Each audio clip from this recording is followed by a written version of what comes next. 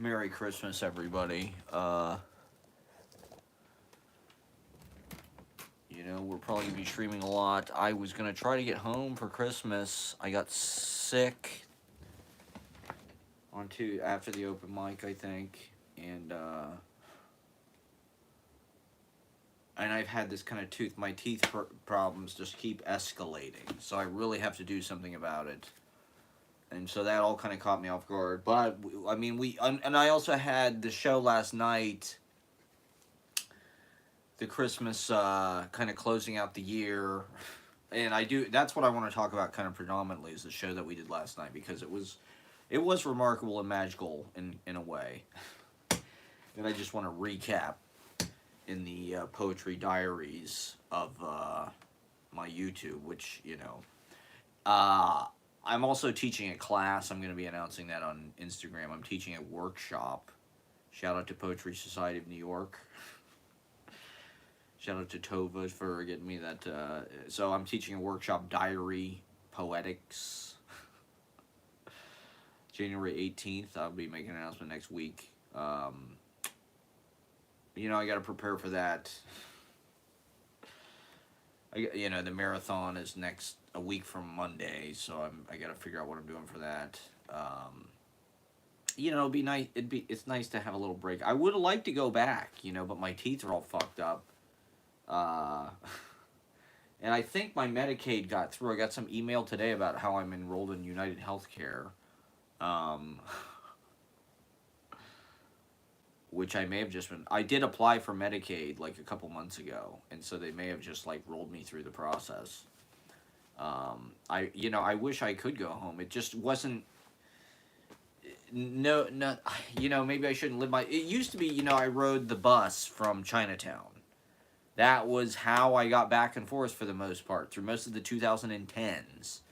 I hardly ever flew between Columbus and New York. In fact, I don't know if I ever did. I may not have flown between Columbus and New York even one time.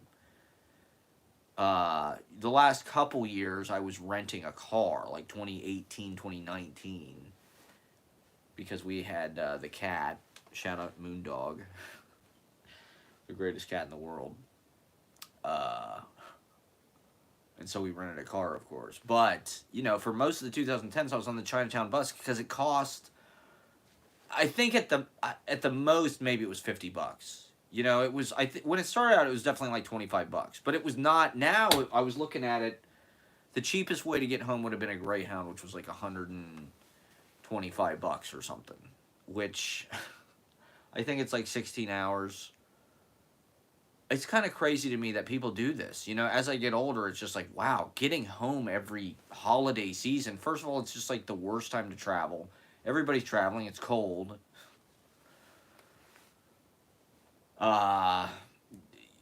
It's kind of nuts that they insist that we do this. But at the same time, I would like to see my family, and it is the time that everybody kind of agrees to meet. I have not been home for the last couple Christmases because of COVID, and then, last Christmas I was in that apartment, so I just kind of stayed. You can watch the vlogs. It's all well vlogged. These are my Christmas vlogs. Christmas is like the best time to vlog. The Christmas episodes. A lot of films have like Christmas tinge, but they're not necessarily about Christmas. That's something that they'll do in a lot of films. Like Die Hard, of course, being the kind of most famous Christmas movie that's not about Christmas. But we watched The Rules of Attraction, which is like around Christmas time, but it's not really a Christmas movie. Bottle Rocket has like a Christmas thing at the end. I think Tenenbaums might have a Christmas thing. There's a lot of movies that are not necessarily about Christmas, but they're Christmas movies. And then, of course, just like music, there's a whole industry of Christmas films. Over the past 15 or 20 years, it feels like every celebrity has had to. They make like these weird, kind of like niche Christmas movies. Like Danny DeVito or James Gandolfini was in some fucking Christmas movie with like Ben Affleck or something. It's like they all have like these weird, kind of schlocky Christmas movies. But it's like Christmas records. I feel like everybody's got to put at least. Why not? A lot of the greatest music ever made is Christmas music. It's kind of hard to believe that some of these songs are you only hear them once a year because they're so incredibly good. Rocking Around the Christmas Tree. I mean, come on. I don't really get tired of it. You know, I definitely don't want to hear Christmas music in September or like at Halloween, but I don't mind hearing it for like a week around Christmas. Like it sets the mood. I mean, maybe I'm a Gentile. Maybe that's just my brainwashing or whatever, but you know, I don't mind. My life is like a Christmas tinged movie. Okay, my life is not Christmas themed. I'm not a psycho about Jesus or you know being home for the holidays necessarily. But I like having like Christmas kind of in the background, sort of like as one of the layers or colors in the continuum. That's why I make Christmas episodes. You know, so I mean, you know. In my family, I guess probably like most Americans, it is like a fucking, you know, a gathering around the hearth and you know, warmth and all this kind of stuff. And I was, you know, on TikTok, you see all these Krampus videos. Krampus is insane. It's some town like in Austria or something where they like whip each other with like these brooms. It's very metal. It's very black metal. But, yeah, and in America, I mean, they tie our family and our kind of warmth visiting with our family in with the consumerism. They make sure we buy each other things at the mall and shit. Just send your cash. keep spending money, you know. Fight the terrorists. Keep spending money. So yeah, I don't know. My teeth are disintegrating. I don't know why. This food out here is not great, and so my diet is kind of gone on the toilet. But it was kind of yeah. So I like doing Christmas shows once a year. You know, it feels memorable. You know, even though with the open mic, the themes, people can see that I'm not that committed to the theme, so they don't commit that much to the theme. And I'll get more into that later, maybe. um,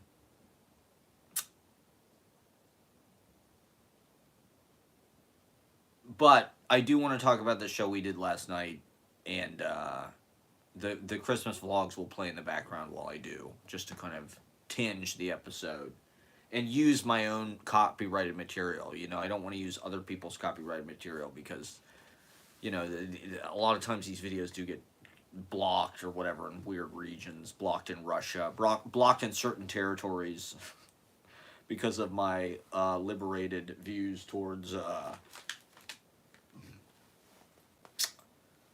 copyright and just liberation in general. That's something I do want to talk about because like you know, I'm often like just looking at my own place and like what the hell is it that I'm doing and what is it that I'm supposed to be doing, and is what I'm doing right? Is this what I'm supposed to do with my life? Is just but you know, the way that I look at it is like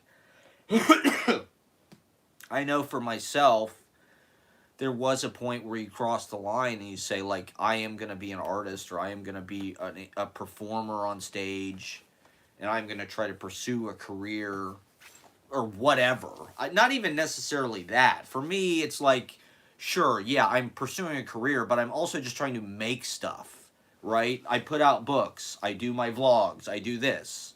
I do live events, you know, like uh I'm not actually that good at like self-promoting or maneuvering or you know like these gigs that I do, nobody shows up.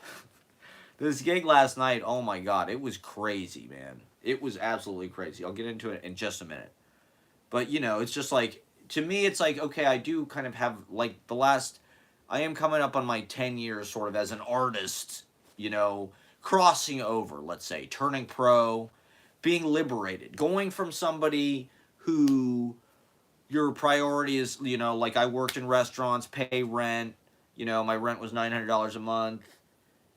Maintaining that, sort of dropping out of that lifestyle, dropping out of trying to make it as a commercial actor, trying to be an improv comedian or whatever the fuck it was, and just doing, I don't know if you'd call it your passion. I guess that's the, you know, nomenclature, but for me, yeah, poetry, I guess, and facing my fear, my stage fright, my fear of sharing original work with people, I suppose, that was a big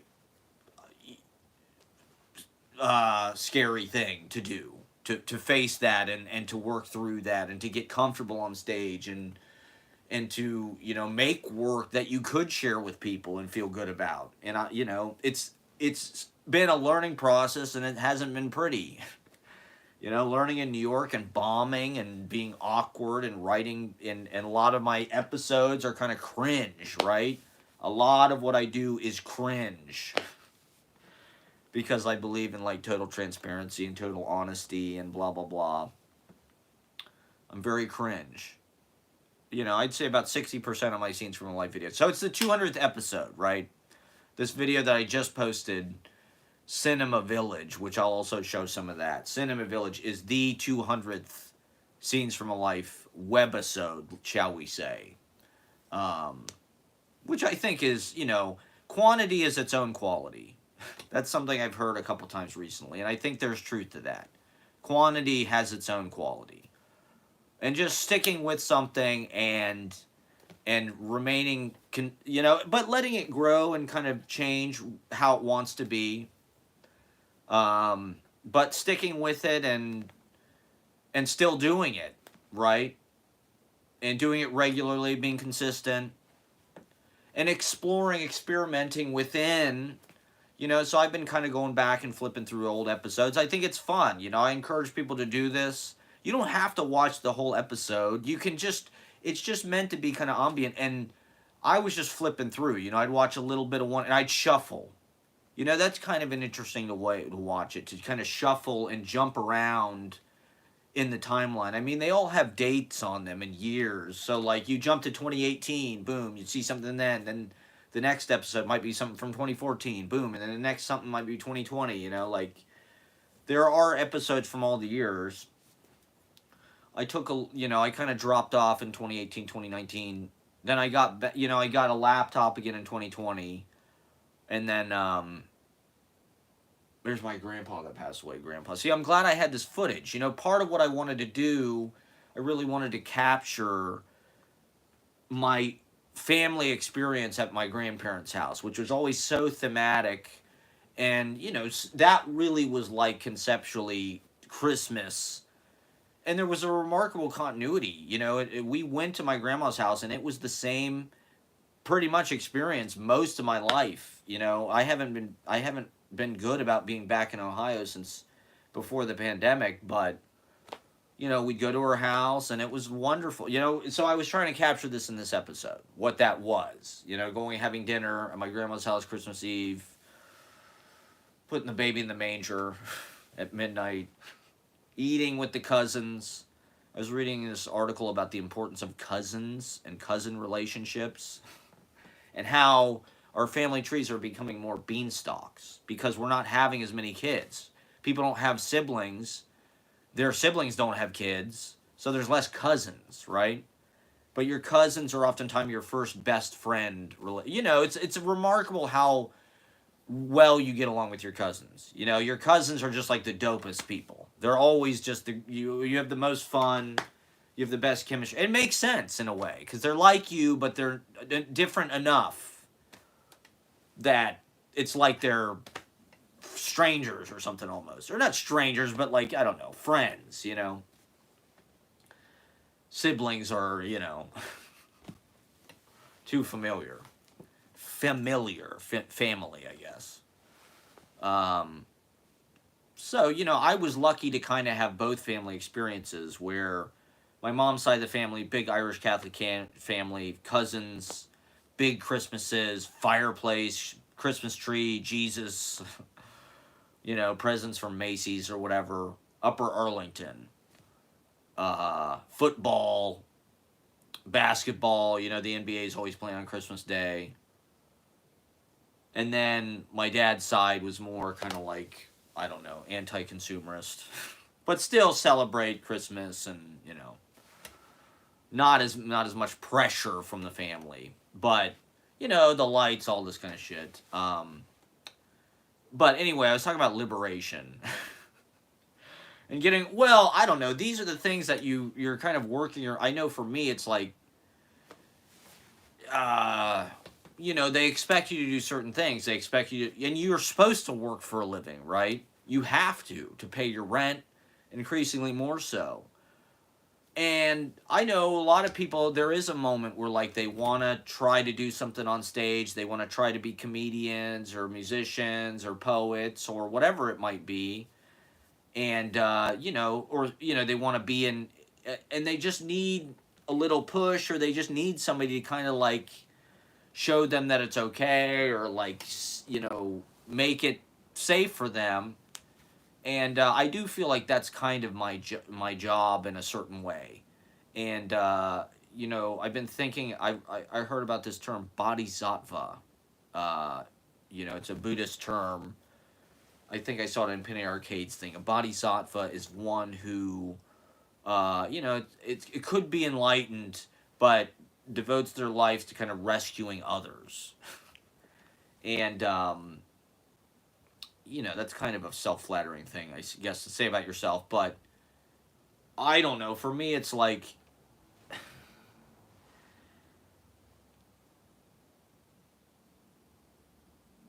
I often find myself like in the position where I'm like the person that's sort of like helping people turn on and sort of getting them out of their kind of like uh just what society wants you to be, and sort of, I think our society does want to defeat your imagination and defeat your self-belief that you can't get on stage and make art and have visions and have creativity and feel, it takes a lot to even get that far, to even get the guts to go up on stage and freaking share something is like pretty courageous in my view, and like that's how we paying off each other. That's how we learn about what we're thinking, and that's how we delight each other and give each other good and positive emotions and group kind of like solidarity. That's a way of organizing and of communally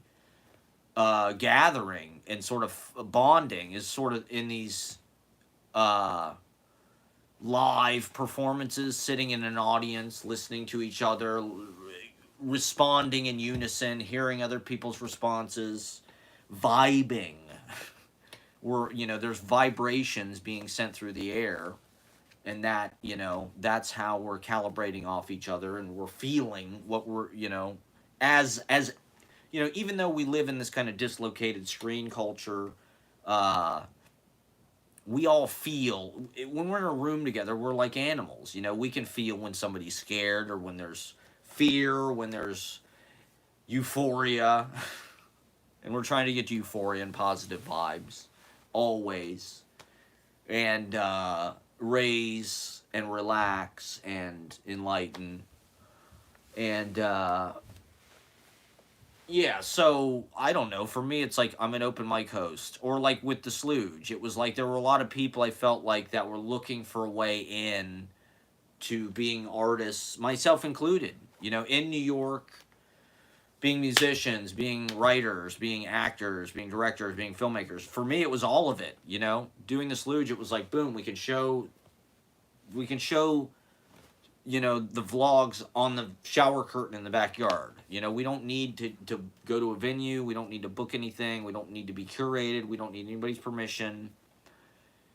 And even though you're, working in a restaurant or whatever by day, you got a band or whatever, you're making things happen. This is why we came to New York, to play guitar in Bushwick, to make films, to be artists, right? And to live that way. And there does kind of need to be a how-to. They don't really teach you what you need to know in school about just how to, that's one reason why I think why Ben Callahan's podcast I think was such a good idea. The Bohemian thing. It's like here's how here's how to practice, right? Here's how to make work. Here's how to just do it. The open mic is a wonderful place to just like self-actualize and practice, right? And exhibit, really. to make it real and to share and to confer with other people and sort of change and uh, what did Philip say? Group singing. You know, there is a power in kind of group singing. Everybody feels, you know, liberated together. This is something I want to giving permission. You know, just showing each other what's possible, inspiring each other. You know, when poets kind of gather, kind of in a web or in these kind of like churches or whatever, there is kind of a group. It's this is what animals do. You know, birds or mammals or whatever the hell they are, crickets, they're all just singing their poetry to each other in nature. That's their mating call. And I don't know, the stand-up comedy thing. I'm not gonna quit comedy. I think that is a great bit though, and it makes sense. But I don't know. I it needs to be more truthful to what I want to do. I can't but anyway,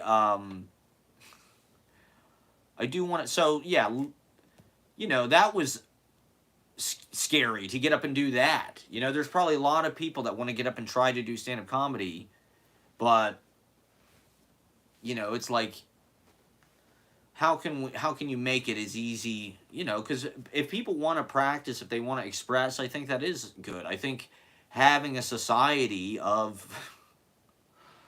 I think it's natural to want to be seen, to go out to be seen, to display yourself, to show what you've been thinking about, to share your kind of 2 cents. Society should be full of these cabarets where people are mutually listening to each other and shaping. And, you know, I think the self actualization would only get stronger if people could dress up, paint themselves. You know, if you look at all these people in the East Village in the 80s, the club kids and shit, they all had fictional names. They were outlandish. They wore crazy costumes. They would paint their whole fucking bodies like Boy George and shit. You know, RuPaul comes out of that. It's like, if people had the time and the resources, there could be more enhanced kind of use of our lives for mutual kind of entertainment and groundbreaking kind of consciousness and furthering and just keeping the spirit alive. Jesus Christ, we're entering this kind of like this age of quantum computing and AI and all this shit. I think this is the thing that we are and we will maintain, you know, even as the computers get sentient and more powerful and all that. So I don't know. It's like giving permission in poetry, you know, giving people permission to try things, to write in different ways, and liberating people from their fucking, you know, the grid of, you know, people quitting their day jobs and throwing themselves into their music, throwing themselves into recording music, throwing themselves into whatever it is, you know. That can be chaotic. That can be disruptive. That can really fuck people's lives up. But I don't know. It's like we have to go for the dream. We have to burn with that fire. At least when we're young. That's why we're in New York. That's why we threw ourselves into this place desperately. There's no looking back, and we're falling apart. I mean, I'm 15 years deep. I've got holes in my teeth. Look at me, you know. Look, I mean, need I say more? Just look at all of it. That's all there is. So anyway, yesterday, I do want to talk about yesterday because it was a Christmas miracle and it was a totally magical event. First of all, I want to thank the artists that came out to perform. I want to thank MCP, Natalie, the great Natalie, the great MCP, fucking Luke Hall, my main man, Franz. Franz was the man yesterday, and then Kuzu Daddy did some comedy as well. So what happened was, okay, we had this gig. It was literally like, you know, they gave this date to us, I think in September or something. It was the only date they had available, and it's December 21st, so it's very close to Christmas. I probably should have already left already. You know, if this was 10 years ago, I would have been in Columbus, Ohio, December 18th or something, because that's just what I did every year on the Chinatown bus. I overnight it. I'd be, in a seat trying to sleep all night in every position you can imagine, listening to the fucking Ted Bergen sonnets on my iPod Touch, and it was magical. I loved it. And then they raised the price. It's like, I don't know. It's insanely expensive now. It was supposed to be a cheap service. That was the whole point of it. And for some reason, there's just bad mass transit between Columbus, Ohio, and New York City. There's no Megabus, there's no Flixbus, there's no any of those. Whatever the hell these merchandising buses are, these malls on wheels, whatever those are. There's none of that. There's no train.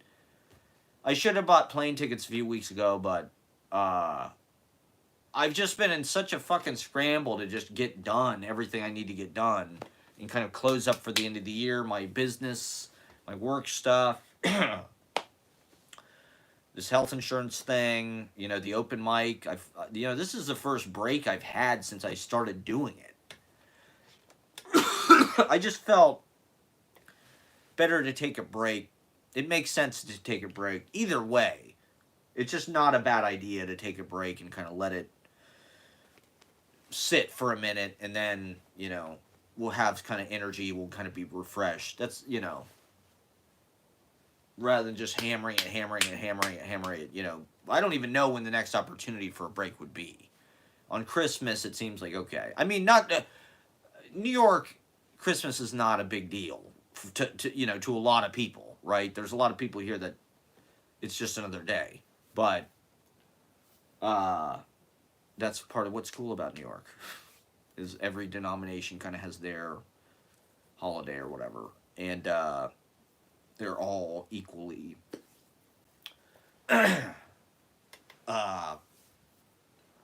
but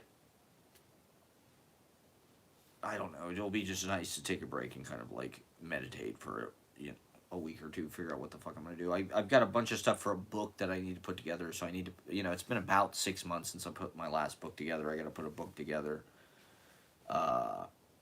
and then other big plans. So anyway, so December, but it's just like, it's such a beautiful location. They gave us the date. I didn't want to fuck them over and be like, not do anything, so, plus it's like, I like to get in there and show my vlogs just for the experience of doing it. More and more, I'm just trying to have confidence in what I do. Even though, no one is necessarily showing up to this stuff, I believe in it, and I think doing this, like a lot of things that I've done over the last decade, it's a lot of things that I've done, particularly near the beginning, it's like I didn't have a whole lot of confidence in, because it felt unusual. It felt unusual to be filming people. This was Christmas 2015. So it wasn't, totally normal to be, TikTok, I don't think had been invented yet. And it wasn't totally normal. It was still a little weird to be filming people and shit. And so, live streaming and stuff, it's like, I didn't have a lot of confidence, even though these were things that I was doing.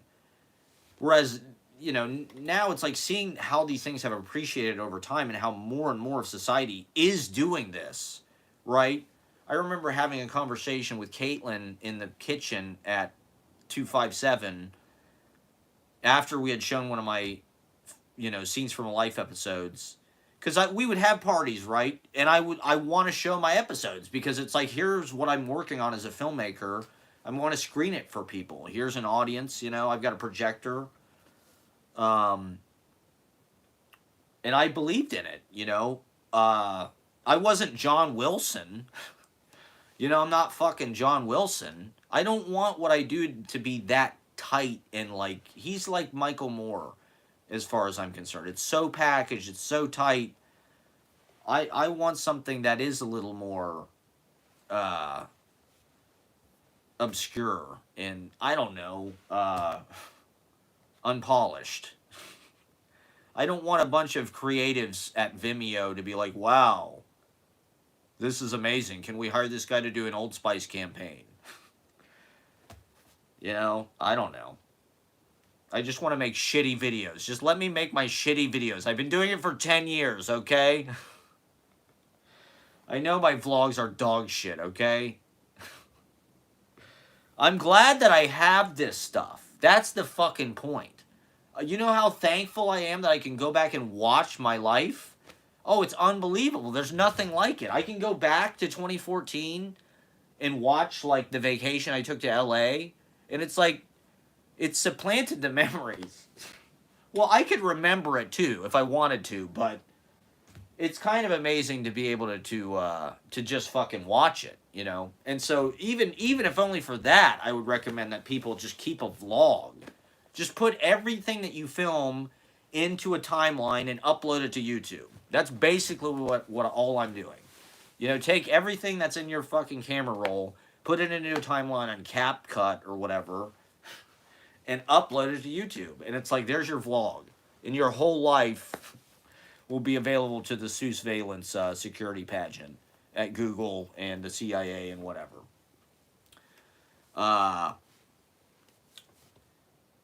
So, you know, but I've never actually, you know, I showed some of my videos at Videology, which was really cool in Williamsburg. Then that place went out of business. Now it's a comedy club. And there are a few theaters, you know, there's Spectacle Theater. I've never really been there, but like, I don't know. Once again, it's like, is anybody going to curate my fucking vlogs? Like, no. No one is going to show my, you know, 24-hour New York epic of just me walking around filming myself, you know, like, but to me, it's like, I do want to screen it in person. I do want to show it on a big screen, even though you can watch it on your phone and shit, and that's totally fine. It's meant to be a paperback in that way. I also want to have these experiences where it's like, you know, seeing Days from Heaven or whatever, because it is meant to be, particularly over the last couple years, like, it's meant to be more of just kind of like a spectacle. It's meant to be just this kind of... I wanted to film New York City like it was Monument Valley. And just all these canyons and the kind of, you know, the striation of the limestone and all this kind of shit. You know, I just wanted to show it like it was fucking some kind of cliff city or something in the Southwest. And just let it be a Western. You know, just let it be silent and epic. And the landscape. You know, just let the landscape tell the story. And just, you know, supposedly one of the things that is most interesting to watch is thinking, right? That's supposedly what we're watching with a lot of actors. Is we're watching them think. And we're watching sort of what's going on behind their eyes. We're supposed to see what they're thinking or be able to tell what they're thinking to some degree. That's a quality of a good actor, I think, is really, it's just about thinking in character. If you're thinking in character, I think that's one of the keys. What would the character be thinking, and what would they be paying attention to? What would they be learning? Because that's really where the character is, you know. It's like all of us. The character is coming from here. It's in your head.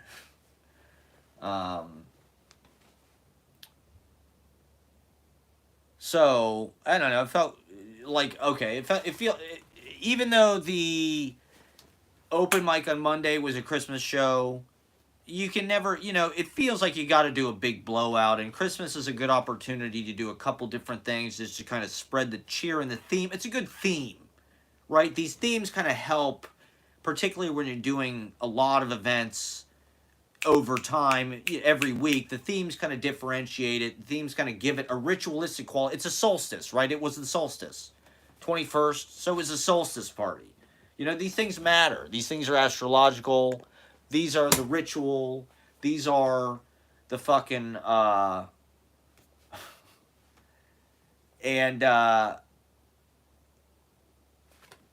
so doing it in the library on this day on the solstice with these people. And shout out to MCP. MCP is the most down to earth motherfucker I have ever. She is just the absolute chillest. She is so cool. When I started talking about the solstice thing, she was talking about how when she was a kid she would celebrate the solstice and Christmas. So I was like, oh, okay, this is yeah. And it was really amazing what happened yesterday. Actually, it wasn't necessarily what you'd expect as like the most glamorous gig or something to pop off. So it's like, okay, so we booked this room at, it's this amazing location, this fairy tale location. There's a turret, it's a castle basically in the West Village. I don't know why nobody comes to these gigs. I mean, it's December 21st, maybe everybody's gone, but like it's free and it's this majestic location. I don't know how I've discouraged everybody. I've just ground everybody out, but nobody comes to these gigs, even though it's free. So I'm going to show my vlogs. So it's like, I kind of stayed late to do this, and I don't promote things as well as I should. Although I did make a post about it, a week ago or something. I did it a little more in advance than I typically do. I could have maybe made flyers to leave at the library. My goal, what I'd love to do this every month. I'd love to have a screening at the end of the month, once a month, at this library where I show my vlogs and I do a reading. And so it'd be like the last, Thursday of the month, and we could have, a couple poets, a couple people from the open mic, and then I'd show my vlog and I'd read over it. And so it'd be like, here's what happened to me this month. And that would be sort of, it's like a Nickelodeon in there. They've got this amazing curtain. You draw the curtain back. There's a big fucking screen projector. You can play music. It's amazing. It's ornate. It's like this drawing room from the fucking, late 19th century. It's really immaculate, and the fact you can do it for free. It's the New York Public Library, so it's, this iconic. It's just an opportunity that, like, if the neighborhood knew about it, if people in the library knew about it, if we made flyers and it was like every month at the same time, it's the kind of thing that people might just come to check it out. Oh, I'll go to this film screening. They're showing vlogs and blah, blah, blah, and doing poetry. And so that's what I'm trying to build for 2023. So I didn't want to blow this thing off and like, and it's just like, it's an amazing, when you're booking these venues, it's just like, this is my life. This has been my life for the last 10 years, doing shows that nobody comes to, that have ritualistic meaning, for me, personally. Which, I don't know, like, is my, I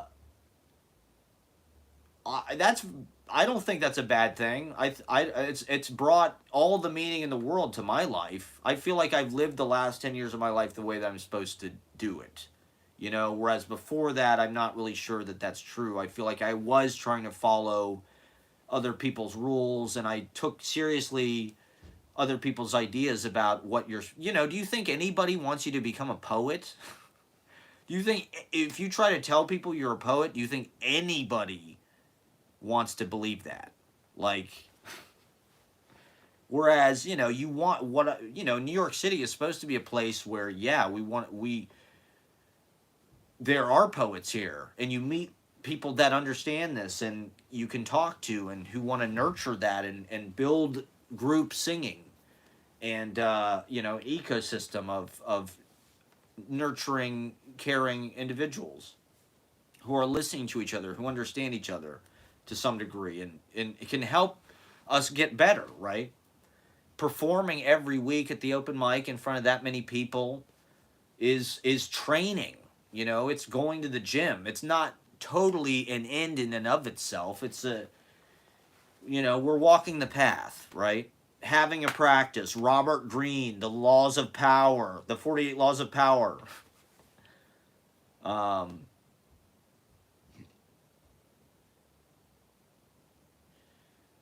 So, this event yesterday, it's just like, yeah, of course I want to freaking do this. And like, I was very lucky that, these amazing people agreed to do it. I was hoping that people would show up. I mean, we had such talent there. It was like I thought a few people might show up, but in any case, so I show up there around 5 to just kind of get started setting up. The thing's supposed to start at 6. The one thing about doing the thing at the library is you got to be out of there by 8 p.m. So it is like an early event. So a lot of people are used to maybe going things that start at 7 and end at like 9. So it's like this. It's a little kind of too early for most people. So that's one reason maybe why a lot of people don't come out. But so I'm in there setting up, and I just like to be honest, I just like watching my vlogs on the big screen. Even if maybe that's narcissism at its like utmost, but it's kind of cool to just be able to see what you've shot and what it looks like, and just kind of. And so I'm trying to get people to come to the experimental mumblecore micro cinema, the indie. I feel like we're making John Cassavetes movies here, but remains to be seen if we're going to get added to the Criterion channel. Hopefully, they'll be adding scenes from the life to Criterion channel someday. That's my ultimate. But YouTube basically is the Criterion channel. If you look hard enough, it's all what you need is on YouTube. You don't really need anything else. It's all on YouTube if you look hard enough. But or maybe I don't know. That's just what old men like me think. Maybe that's why I got so interested in stand-up comedy, because YouTube is like got this sort of cranky dude bias. But anyway, so I'm setting up. My vlogs are on, and I don't remember, but I think this woman maybe came into the room, or I think her kid came into the room, and there was this kind of like small, like 7-year-old kid, and this woman came in the room, and somehow we started talking about this or that, and she was just asking what it was. I think she was just asking like, "Oh, what are you doing?" It's like, and she was nice. So we were having kind of a nice conversation. And I was talking about how it's going to be poetry and this and that. She was like, "Oh yeah, I wanted to do poetry. I'd like to try that maybe sometime." I was like, "Oh, that's cool. You can come watch and this and that, and we're going to show films." And so it turns out,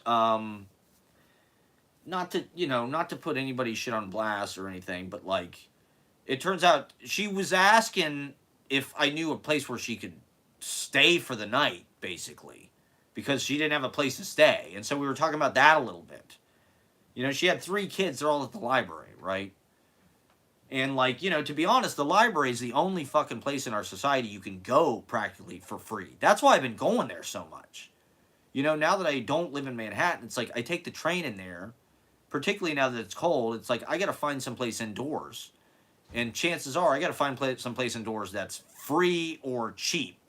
So that means I've been going to Whole Foods, more, sitting in the fucking cafeteria there. And that's why I've been going to Taco Bell. Man, Taco Bell is the most lit-ass club in New York. Taco Bell is the only thing that's open till 5 a.m. In the East Village, it's the only restaurant that's open till 5 a.m. Everything else is fucking closed. You can go to the fucking Taco Bell on 3rd Avenue and 13th Street, and it is lit. It is popping. And it's like, it's a shame that it has to be that way. But I've been going to Taco Bell. Whole Foods closes at 10. Where else am I going to go? I'm either going to go to a bar where I don't drink. So what am I going to do there? Or I go to Taco Bell, I get a beef bean burrito for $2.50. A beefy cheese burrito. Which I really shouldn't be eating. Maybe that's why my teeth are falling apart. But Taco Bell, if you watch it on my most recent vlog, it is a wonderful internet cafe. I guess I've talked about this maybe. It's like Vienna. It's like the fucking, it's like the Cafe Trieste. It's the 3rd place. We should do an open mic at the fucking Taco Bell. Because I sit there, there's this Taco Bell on 23rd Street at the base of Park Avenue. The view is unbelievable. I would sit there for hours writing in my notebook in this Taco Bell. There's nowhere else to go. You could sit there until 5 a.m. It's the only thing that's open. New York City needs these kind of Nighthawks places, right? Now, if they painted Nighthawks, it'd be in a fucking Taco Bell on 23rd Street. Or The one on 7th Avenue South is dope. There's a Taco Bell on 7th Avenue near, like, I don't even know what it is, Bedford or something. Real far south, near the library, the Leroy Street or whatever it is. That Taco Bell is only open to like 1, but, you know, you can sit there. It's a warm place to get out of the cold, right? So, libraries are about the only other place to go, right? Where it's free. And it's a shame. I do think libraries should be 24 hours a day. Like, the hours are pretty. They close at 8, I guess. That's okay, but you know, I have friends that don't have any place to stay. They go to the library, you know, because it's warm, and or they sleep on the train or something. And so this lady had her 3 kids. I mean, it's almost Christmas, right? It's 4 days from Christmas. This lady and her 3 kids, they don't have a place to stay.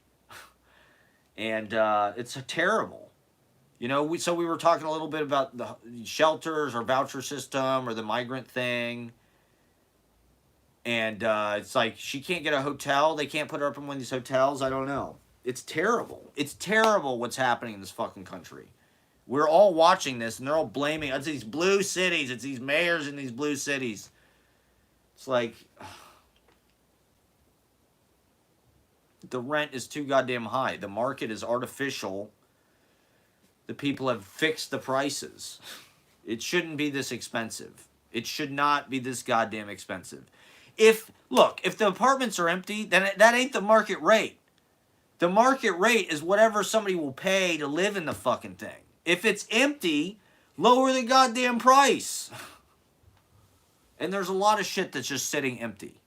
I'll move into one of these luxury towers right now. I'll give you $400 a month. I would pay $600 a month for a studio apartment. Like I had.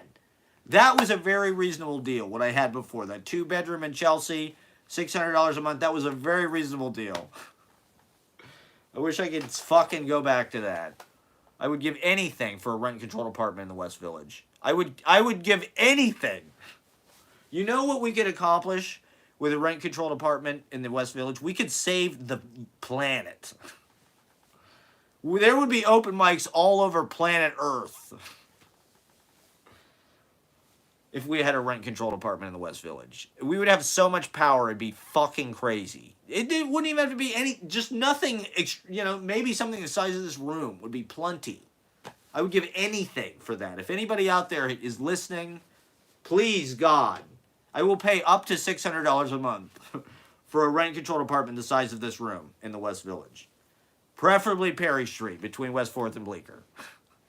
Any of it, anywhere would be phenomenal. So I could walk to the library where I do my vlog screenings that nobody comes to. So anyway, you know, I would love to be able to help this, you know, so we were, you know, it was a nice conversation, and then no one is showing up to the gig. It's after 6 o'clock, it's 6:15. The first person that shows up is MCP. And so I feel terrible because it's like, there's nobody in the room. And I think maybe the kids were the kind of kids that they were just running everywhere, grabbing things, yelling, and it was, you know, it was fine. That's what's fun about having kids around, is they are full of that spirit in life, whereas adults have none of it. And so it's actually a very comfortable environment for creativity and performance and poetry, because the kids are uninhibited. They're not self-conscious. And they really get arrested by the magic of performance. If you're singing a song and you really get into it, they'll sit there and watch it. You know, the kids will get enchanted by it. They're a great audience, you know. They're a great gauge, really. But it's also Christmas. And so, so it was like, you know, we're sitting there talking. Natalie shows up, and it's just like us, you know. And it's like, and I'm like, you know, I don't necessarily know how many people are going to show up to this. And so the kids are in the room, and the mom is in the room, and Walken is sitting there.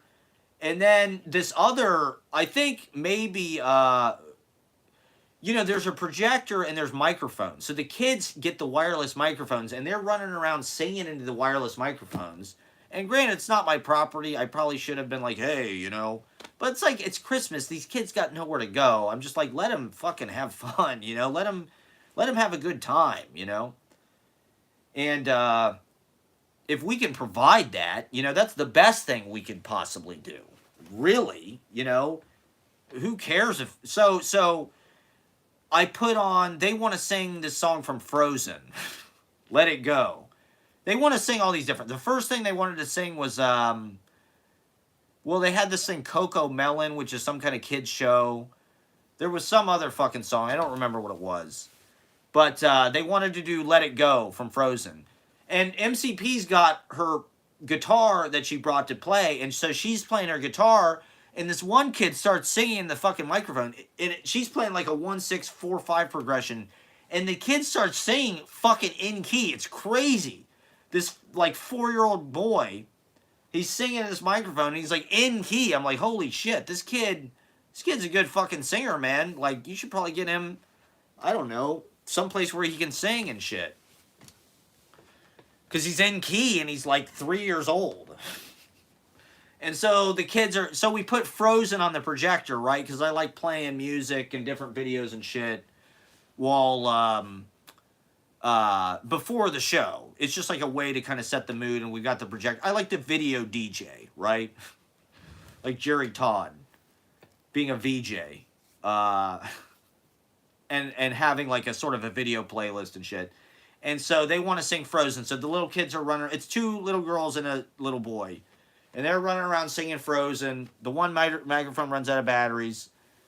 And then, you know, it's like, it becomes this magical thing. We're like I said, MCP is just super, super, super fucking chill about it. She's really good with the kids because I think she's a teacher. And so she just like kind of rolls with it. And I'm like, and she starts singing some songs with the kids, you know, to kind of get them to kind of, and so the kids are singing, she's singing. It's beautiful. It's a Christmas miracle. It was a very tender moment. You know, it was very wholesome. It was very wholesome. It's extremely wholesome for Christmas, which was beautiful. You know, it was like, it wasn't Christmas songs. It was her original music. You know, it was really these cool, you know, songs that and the kids are just singing along. It was really nice. I think they were having fun, you know.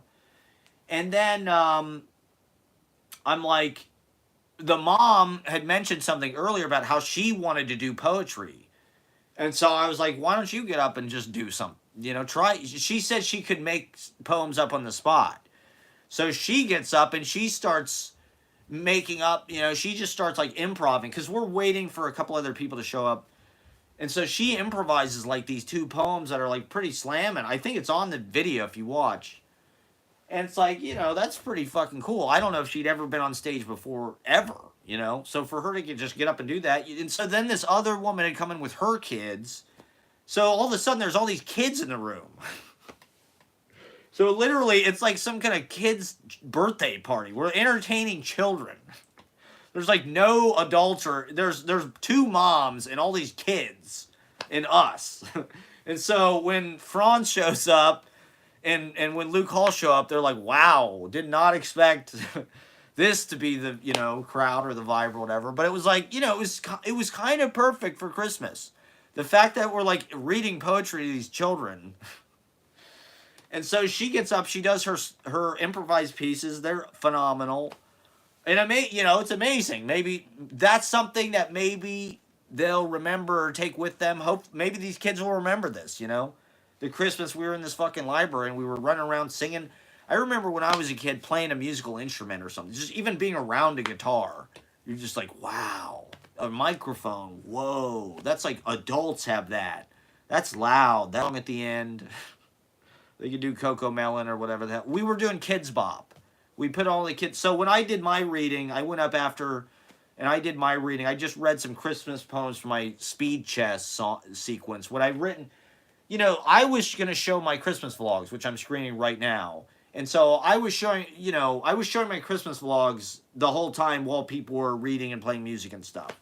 So it was like, that was the visual, was like vlogs from 2015, 2016, Midwestern Christmas lights, shit like that. And then I was reading poems from my speed chess sequence, which was written around that time, which mentioned Christmas. I had written them in Columbus and here and there around that time.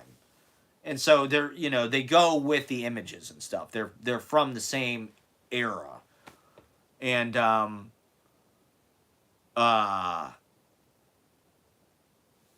yeah, so I read that to the Kids Bop. I had Kids Bop on in the background, Taylor Swift Karma. Karma is my cat or whatever the fuck it is. The kids are running around on stage. The kids are just on stage dancing while I'm doing my poetry reading. So I'm like, this is phenomenal. This is the best reading I've ever done. These kids are going nuts. And then, so I'm like, Natalie had been booked, and I love Natalie. She's one of I think she could have just read whatever she wanted, but obviously she writes stripper poetry. And so it's like, there's, 5 children under the age of 7 here. Is she going to read her poem about I pussy in his face and all this? Like, she should have. She could have if she wanted to. I had no problem with whatever she wanted to do. But she respectfully and perhaps, probably, smartly. So I was like, Natalie, are you up ready to read? And she's like, are you serious? Like, do you see what's going on here? And I'm like, okay. And then I look over at Franz and I'm like, Franz is going to be perfect for this because it's perfect for children because it's musical, it rhymes, and it's also very intelligent and about kind of childlike subject. Like, so he did all these poems about animals. I was like, he's like, what else should I do? I'm like, do more poems about animals. He did like a poem about a deer. It's like, this is perfect for children. Harold Bloom has this book, Stories and Poems for Extremely Intelligent Children of All Ages, which is the most pretentious title ever written for a book, ever. But I had the book when I was in high school. And it's just like, it's like a mixtape of all the literature that he collected that he thinks is like the best, like high, it's like fucking Rudyard Kipling and Lewis Carroll and Edward Lear and, it's really like, Houseman or it's all musical, but it's very smart, but it's like, it's accessible for children, Shakespeare, Hey Nonny No, and all this kind of shit. And so I thought, well, this is what Franz is doing. This is what Luke Hall is doing. This is what we're doing. These are stories and poems for extremely intelligent children of all ages. And so really was kind of perfect, actually. He went up, he really kind of saved the day because he went on for like 10 minutes or something with like these really beautiful poems that he had memorized. And, kids with rhyme and with meter, they can get into that. That's something that they really understand. In childhood, we're always reading things that have these kind of like heavily accentuated kind of rhymes and meters. And let me skip ahead. Skip a bit, brother.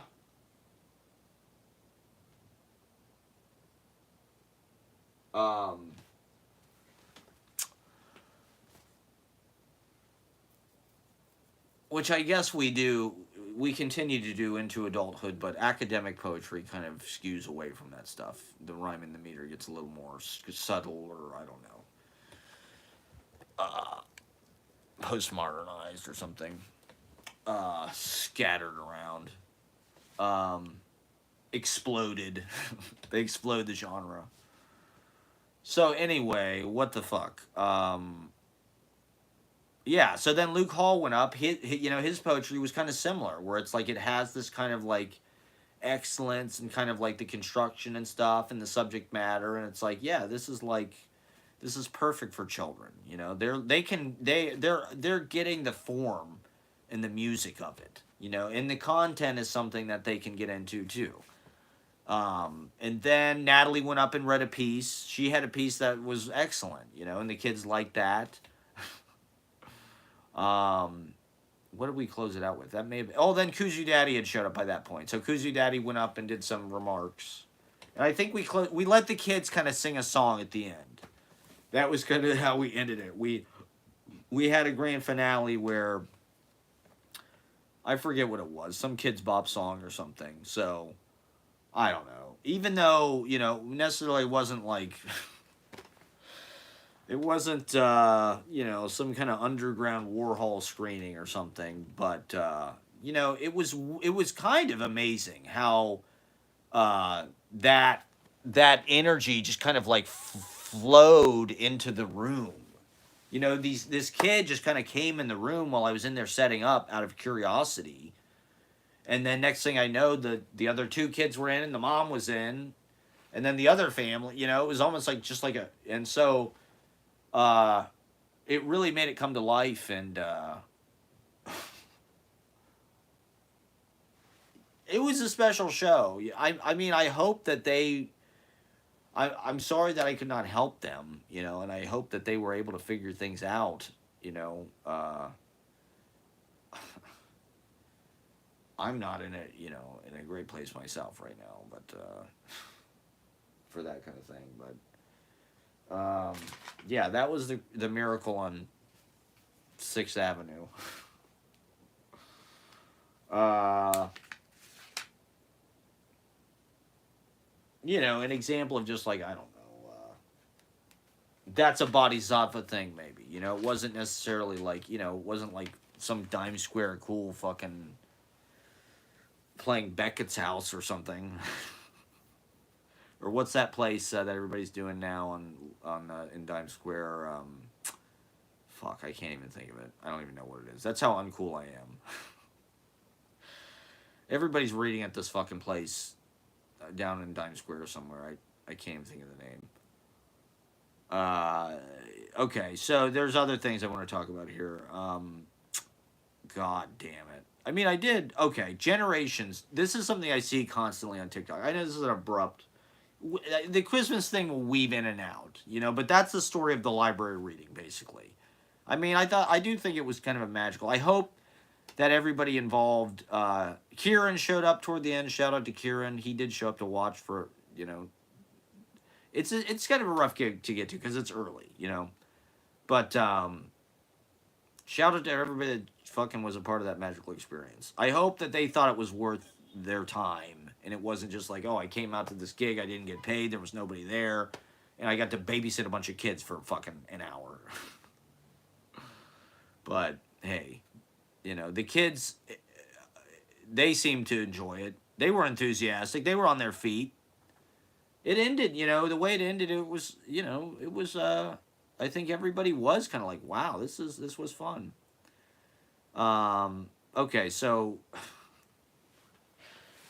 one of the things I'm seeing constantly, especially like on TikTok videos, and I feel like this has just become like a part of the discourse now, is there's so much fucking talk and like mutual accusation between generations. Every fucking thing, especially on TikTok, is broken down to like finger pointing between generations. Like, oh, it's fucking boomers. Oh, it's fucking Gen Z this. Millennials suck. Uh Millennials suck. They're, you know, it's boomers' fault. And it's like, you know, I guess in certain ways, no, I mean, I just think it's just another kind of fragmentation, you know, and I don't know. It's weird. It's weird how the year that we're born does like imprint us, like even down to the specific, you know, like being born 10 years later than somebody is a lot different, you know. And I don't know, I constantly see these videos about Gen X. Oh, Gen X were the last generation that were just like, they were 30 when they were 10 years old and now they're 50 and they're still 30 years old. And it's like, what? Everybody in fucking Gen X, every single person, you know. I guess there's certain things that mark us generationally, but it also feels like they're trying to mark us generationally. You know, there's a lot of media narrative about, we're in this generation of millennials and this is what millennials are and here's, you know. And it's like, I don't know, I definitely, I don't relate to a lot of the fucking millennial shit looking back. You know, I saw this video about how Mumford and Son were all nepo babies.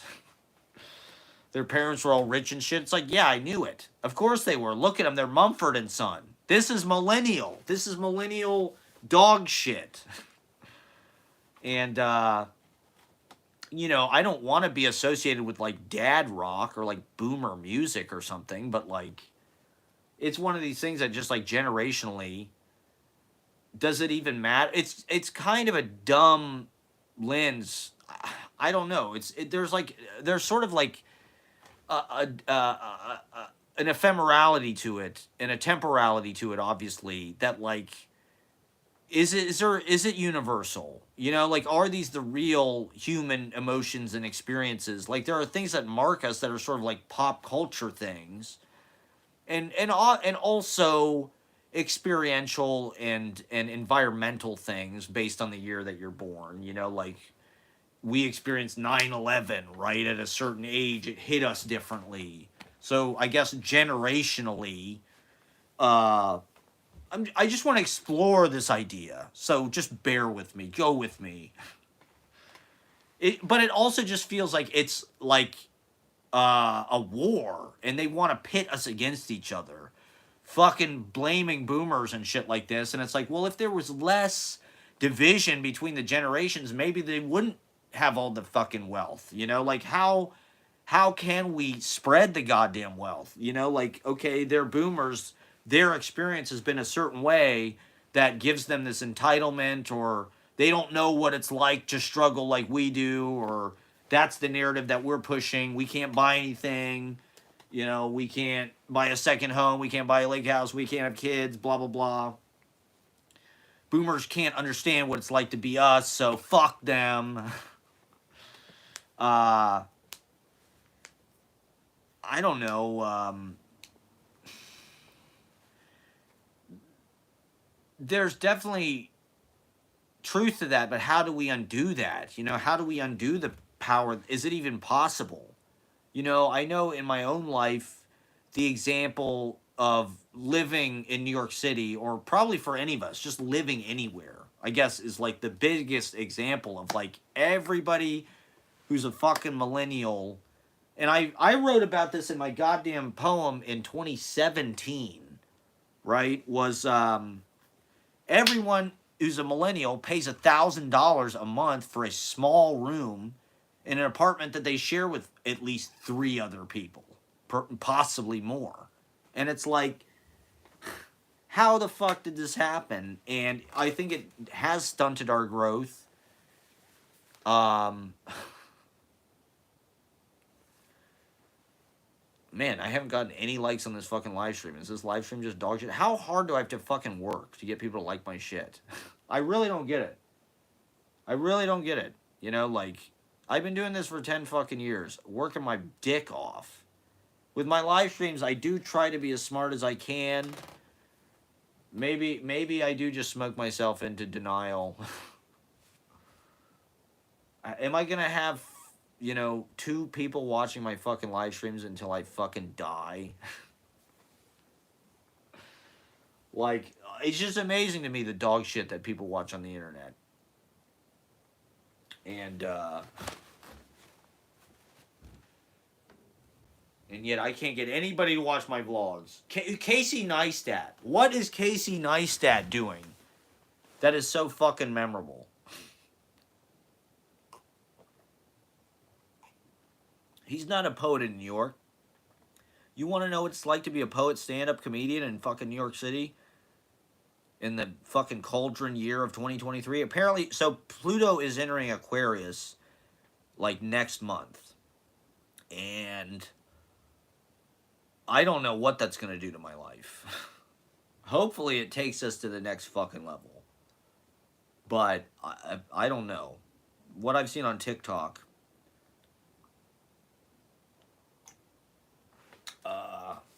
it's kind of scary. Lessons. A lot of lessons. Let's see what other vlogs they got going on here. Maybe let me switch to my newest vlog that just went live. So that was Christmas. That was our Christmas episode. Am I losing viewers? Have people clicked out? It's got to be Ashley in Cabo, right?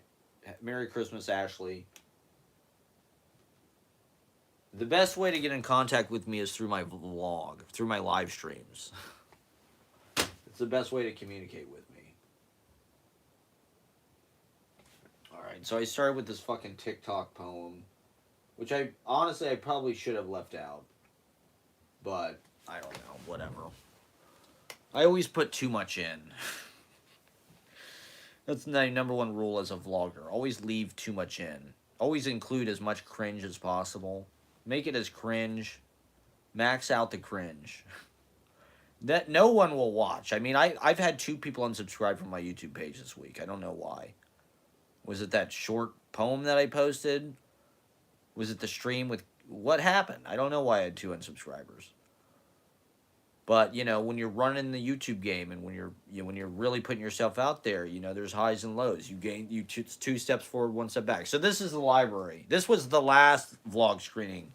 This was the vlog to vlog screening with Ashley, obviously, from November. So like I said, I'd like to do this every month.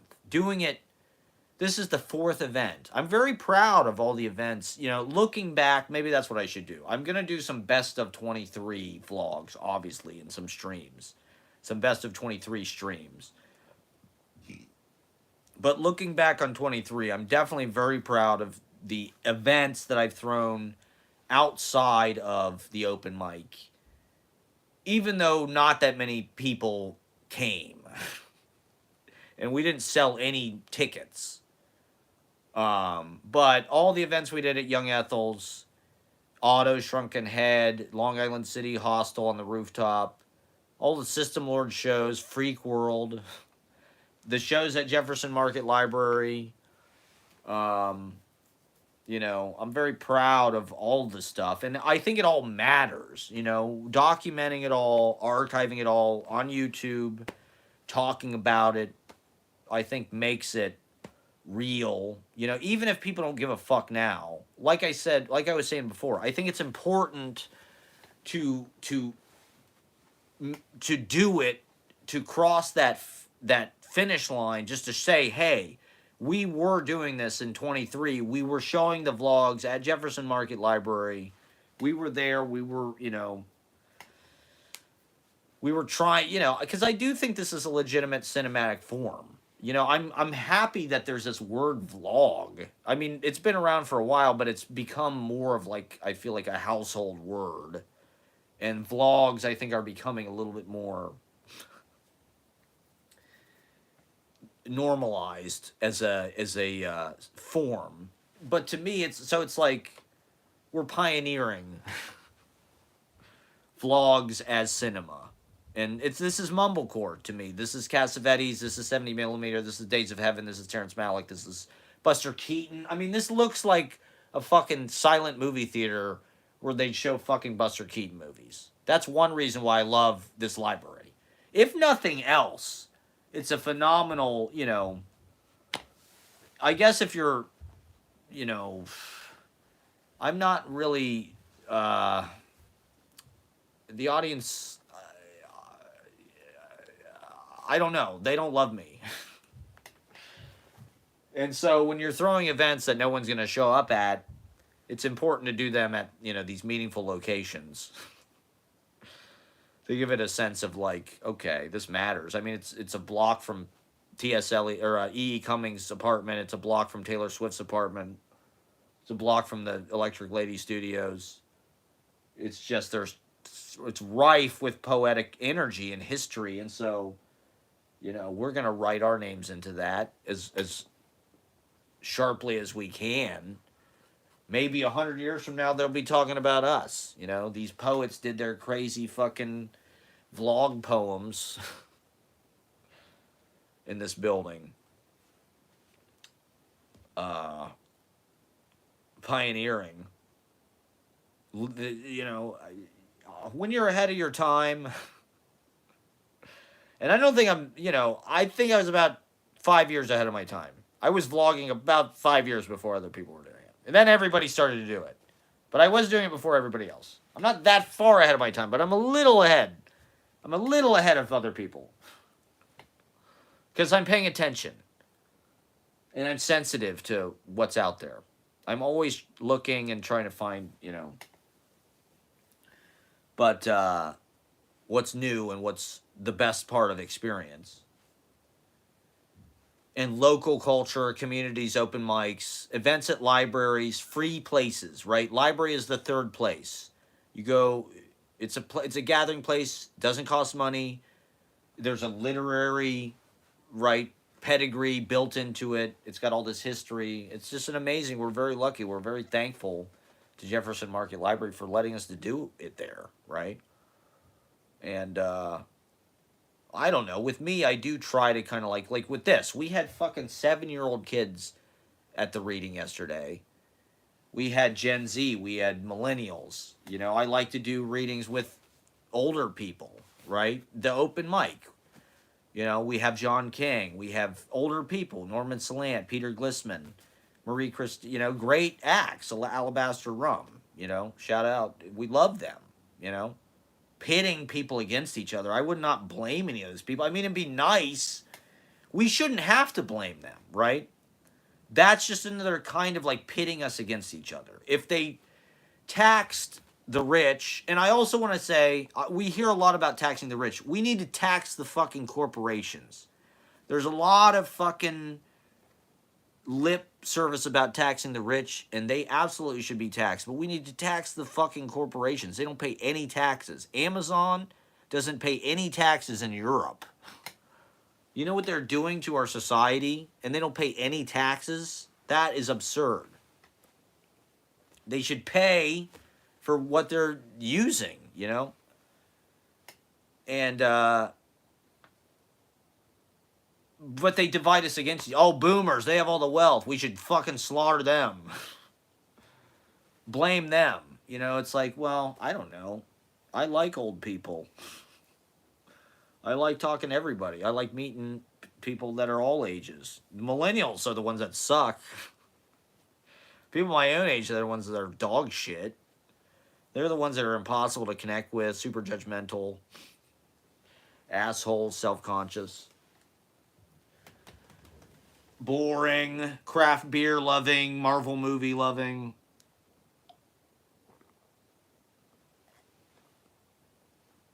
Apparently the Marvel movies are dying. Can't come soon enough. I hope let vlogs be the next MCU. That's what I'm trying to do at Jefferson Market Library. We're trying to create the MCU with all our vlogs. This is the Scenes from a Life, the Easy Paradise fictional universe, right? You got to go into it. You got to get to know these characters. You got to watch all the vlogs, all the live streams, all the events. You got to go watch. So, you know, I describe the event for you. You can go on YouTube. You can watch last night's Christmas pageant and see the Christmas magic with Tiny Tim.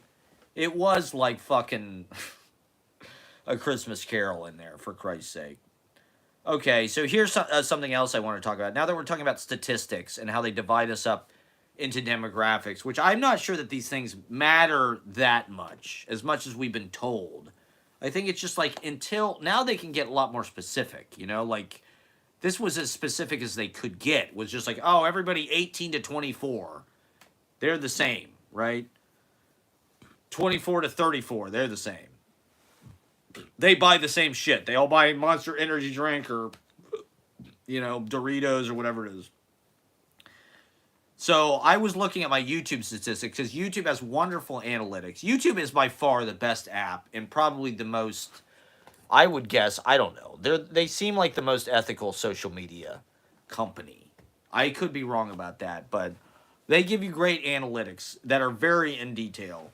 And so one thing that I've seen, and but I don't know how accurate they are. Because one thing I've seen is, I don't know if this is true. I really hope it's not true in a way. I guess I don't care, but it says that 80% of my viewership is male. There's no way that that's true. There's no fucking way that that's true. Like, that's gotta be some, because it also says like, well, other things, it said 100% of my viewership was male or something. And it's like, I think it's just like certain, I don't know. Maybe it's like certain people that are signed in and watching, or I don't know what it is, but I don't know. Well, this is something that I'm wondering is like, have I not been, I don't know. maybe I do need to like be a little more accommodating and a little more considerate and just thoughtful about uh, being kind of female friendly. Uh, in my content or in my just in general, at the open mic or this or that, we could maybe go out of our way to show people that we care a little bit more, I guess. I don't know. I don't think that that's true. But when I saw that statistic, I'm like 80%. There's no fucking way. That's got to be skewed somehow. Um, okay, what else? I've got this. I'm working with this thing where now I have kind of like not like outlines, but like things that I want to talk about. I guess. So I'm trying to avoid just repeating myself and sort of talking about the same shit, or there's just constantly shit going through my head during the day that I'm like, oh, I should talk about this. This is the thing I should fix in society through my live stream, or speak to, give some kind of like, try to make some point about or something. Um, all day, every day. But then when you get in the stream, you're like, oh fuck, I forgot what the fuck was that thing, what were all those things I was thinking about all week that I wanted to talk about my goddamn live stream, but now I can't remember any of them. Better smoke more weed, like Bill Maher on his podcast. So I don't know. I'm just trying to hit all the fucking cylinders like we all are. We're all trying to make reels, make shorts, make long form content, make podcasts, do live shows, go on tour. Where's my lighter? 1 second. Oh, it's got to be right here. Oh, here it is. Okay. I hope everybody's having a Merry Christmas. I got to get my teeth fixed. This is real not good at all. This is very, very bad. But I do want to get more back into literature and reading and poetry in the next year. My comedy career. I want to bring poetry to the comedy clubs. I don't want to just assimilate and become like trying to do what they do.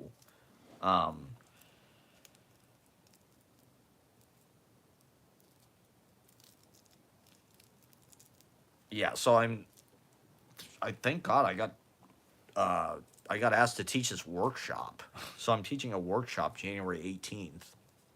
And the format is going to be as follows. I'm going to lecture for 20 minutes. Then there's going to be a 20-minute writing session. Then there's going to be a 20-minute sharing what we've written session. And so basically just what I want to accomplish with it.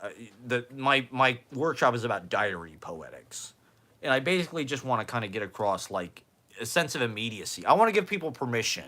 It's not necessarily about getting everybody to like write this way forever, but it's like I just want to show them that they can write stuff that's a little bit more immediate, a little bit more relaxed, a little bit more freeform, and they can publish that. Just getting it out there and just saying what they want to say in the moment, rather than trying to work things over and revise them, trying to revise as you go and compose things with a sense of having them revised.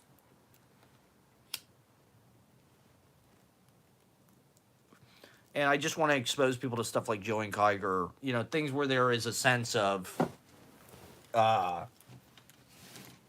temporality, aleatory, kind of like shape shifting, in the kind of prism of points of view and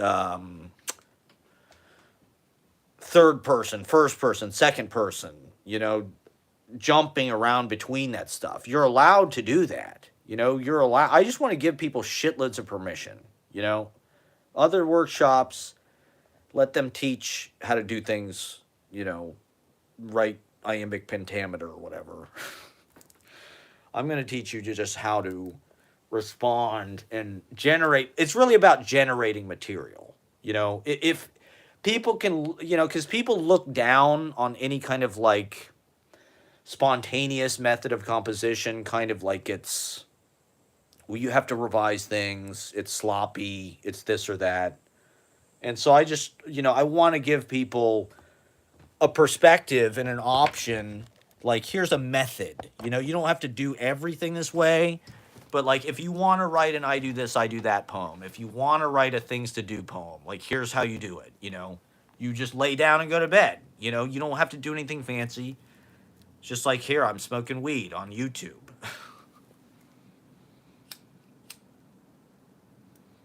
And then I'll get the transcript from this and I'll go and I'll read it at an open mic and that'll be the poem. Like Bill Maher on Club Random. We're in Club Random here, guys. Club Random with Matt Proctor and Oliver Stone. Are you guys smoking weed at home or hitting your vape or do whatever you do? Do whatever it is that you're... Yeah, so I don't know. Kuzu Daddy doesn't make a big deal about Christmas, so who knows? We might be going to an open mic or something on Christmas. Apparently there's an open mic on Christmas Eve. It's this open mic in Bushwick where every week it's Halloween. You can dress up like it's Halloween every single week, including this Sunday. So it might be Halloween on Christmas Eve for me.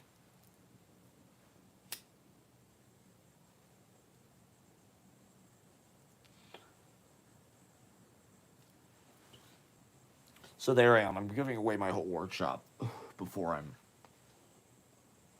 Well, I'm also just kind of trying to talk it out and like hypothesize. This is in an hour. It's an hour-long thing. It's on Zoom. And so I'm kind of just like trying to talk it through in my head. Like, this is, I want people to walk away seeing that poetry can be kind of 1, 2, 3 immediate process. And even in print, you can write a poem in a notebook, take it to an open mic, read it out of your notebook, or type it up and publish it as a zine and give it away to people. Like, that to me is the most basic way to sort of create literary citizens and create people who are writing honest writing that like is going to circulate. If you want to do that, I do feel like my writing probably got more interesting once I became like a part of a writing community, maybe.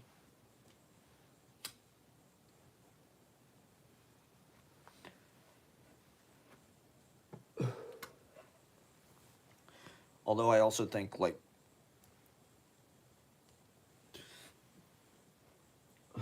drugs destroyed my writing.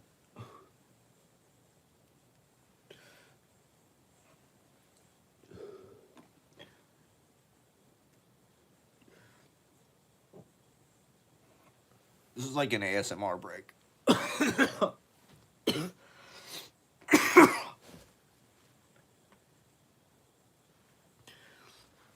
me show you the vlog. You can watch the vlog while I'm doing this.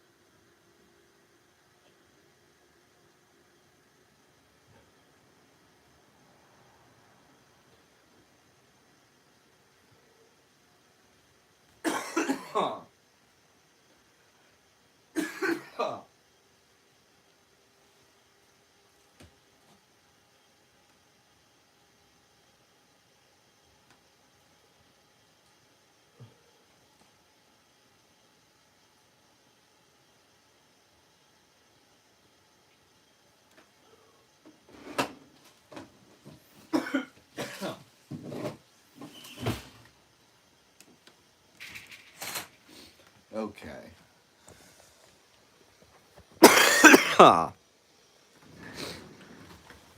That's like super unprofessional.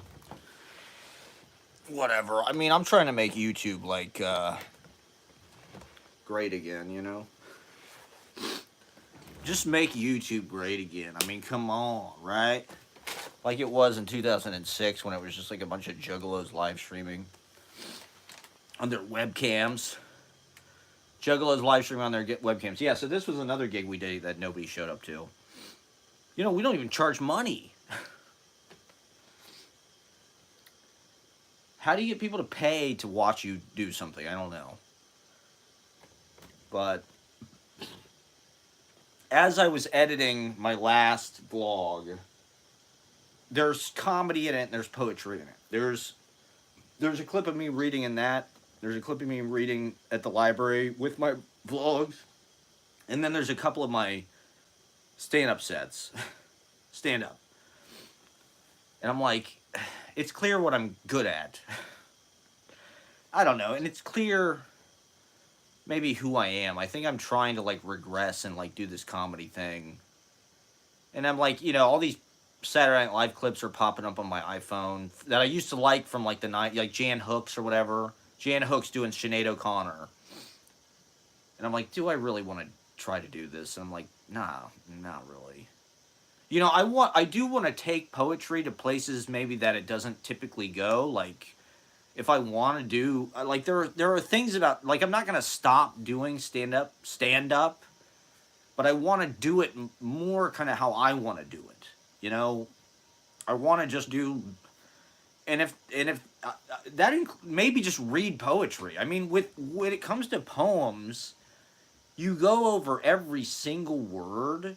And so you know, with stand up, there's kind of a vagueness where you're talking through it and you're trying to make a point in this and that. And it's like when I get up and I read poetry, I feel like I'm definitely getting across very specifically a lot of things that I'm trying to say in great detail. And if the audience will listen and sort of be on that frequency, they're going to get everything out of it that I want and intend. Whereas, like, with comedy, I don't know. It's like there's this... You gotta meet... Andrew Schultz, Joe Rogan, the comedy brats, right? I've been watching all these YouTube videos about these guys. Guys that are famous just because they were on fucking Joe Rogan's podcast. And it's like, I don't know. Am I getting sucked into this? Is this some kind of weird bait? Like, is...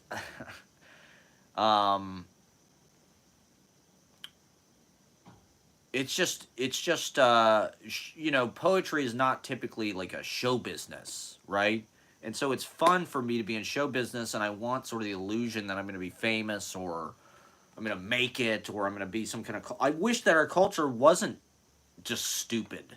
How are the Jonas Brothers like this meaningful? It's just we've been polluted. We're so polluted. Everything's Disney. Every fucking star that we've ever had, you know, that was a fucking thing. Zendaya was Disney.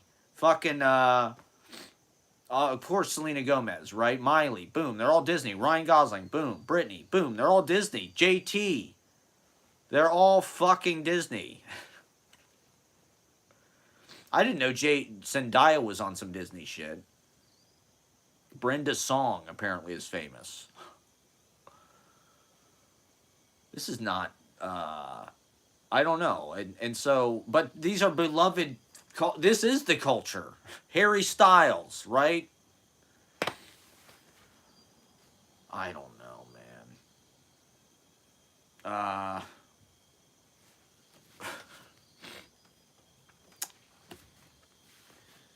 We're trying to live the literary fucking dream here. We're trying to put it on TV so people can see that it's real. Here we are in Morningside Heights at Checkers, choosing flavor, for Christ's sake.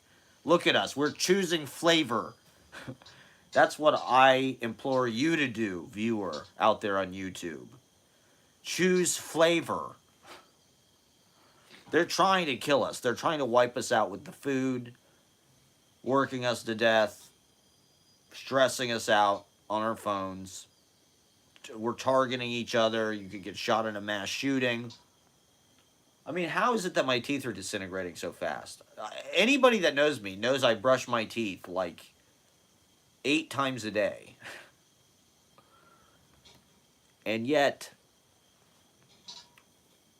I got to go to a dentist like probably next week. It's not good, everybody. Martyr complex.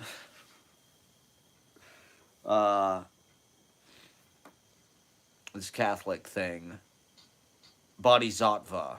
I don't want to be a bodhisattva. I'm ready for success. I'm ready to be accepted and loved by millions and paid. And just like, I don't want a lot, but I just like to like have some gigs that have some people and be able to just like walk and take vehicles that I don't have to drive. I'd like to walk and be, escorted to different gigs. That's all I want. And be able to read and write in my notebook and look out of windows and stare at things.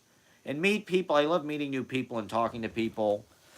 I love, I do want to get out and be more of a citizen of literature. That's one of my New Year's goals. I want to go to everything. I do think it's been too not good that I haven't been going to stuff. I want to go to everything. I just want to get out there. I want to get I was talking about that with Koozie Daddy today. He really wants to get open mics. He really wants to go out and do stuff. So he's willing to drive. So we might be just going to tons of shit in the new year. We got to get out there. We got to be citizens of poetry, and we got to close listening. I don't know.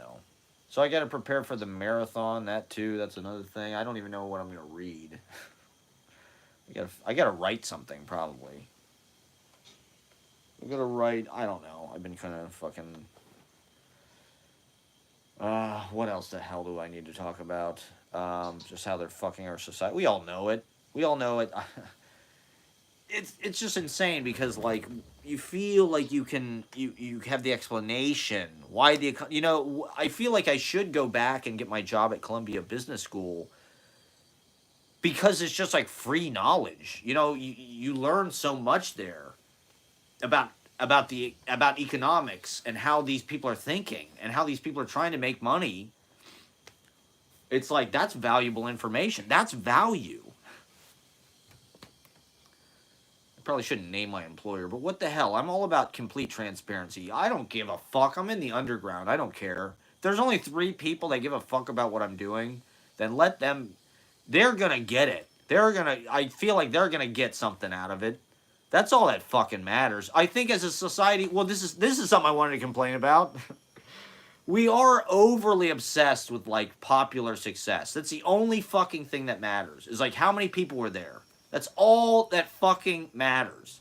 And it's like, this is part of the reason how we got Trump. It's like, yeah, a lot of people stop and look at a fucking car accident, A lot of people just means lowest common denominator. If you're getting a lot of... I don't know, man. It's like, is it an indication that if everybody just like immediately... It's all about immediate gratification. People have to immediately understand, is that success? Is that what it means? If I go and I read something, if people just go, oh, yes, wow, bravo, that was magnificent. Is that success as a fucking artist? Like, to me, it's not what I'd like to do, but it's my natural inclination to really fight against that stuff. When I go up, I cannot read something that I think people are going to, like, have an ovation. I'm very stubborn. I think I willfully write against that. I don't like that as a style. I don't like people that read these bravura pieces that are just like immediately like, whoa, that was so witty and blah, blah, all this wordplay and shit. It's like, I want to throw so many things at you that you probably have to listen to what I'm doing 3 or 4 times to really hear every single thing. But you're also kind of getting it too. But I don't know, like avant-garde is this an excuse? Experimental, is this an excuse for people not liking it? I don't know. I could probably pull my shit together and make it a little bit more likable. But I don't know. There is like this animosity with the audience. I think that's part of the fun of live performance. Is like the fear. The mob. You know, well, this is part of what I'm saying with like having a group of people like you. That's like a mob. You know, it's like having 50 people in a room that are all like staring at you and like you've trained them like fucking dogs or something. They all are repeating your lyrics back at you. Like, I guess that's cool. That's what you're supposed to do. That's success. That's what success looks like. To me, I don't know. In New York, there's these artists that are kind of like maybe more inspirational, like John Cage or whatever, Taylor Mead, underground people, right?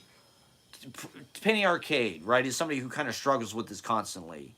You can tell that she's kind of frustrated that she's not famous or more well known than she is. And she should be, right? Because she's a charismatic and genius entertainer, really.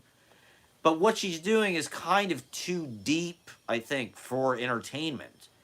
You know, she's kind of in the same. She like does these solo performances, sort of like Eric Bogosian or sort of like John Leguizamo is who she compares herself to. She was way before them, and I do think that she was dismissed because she was a woman. Actually, at that time, like she was maybe just a little too early, that's fucked up, right? Um, but she's kind of too like literary, or she's too like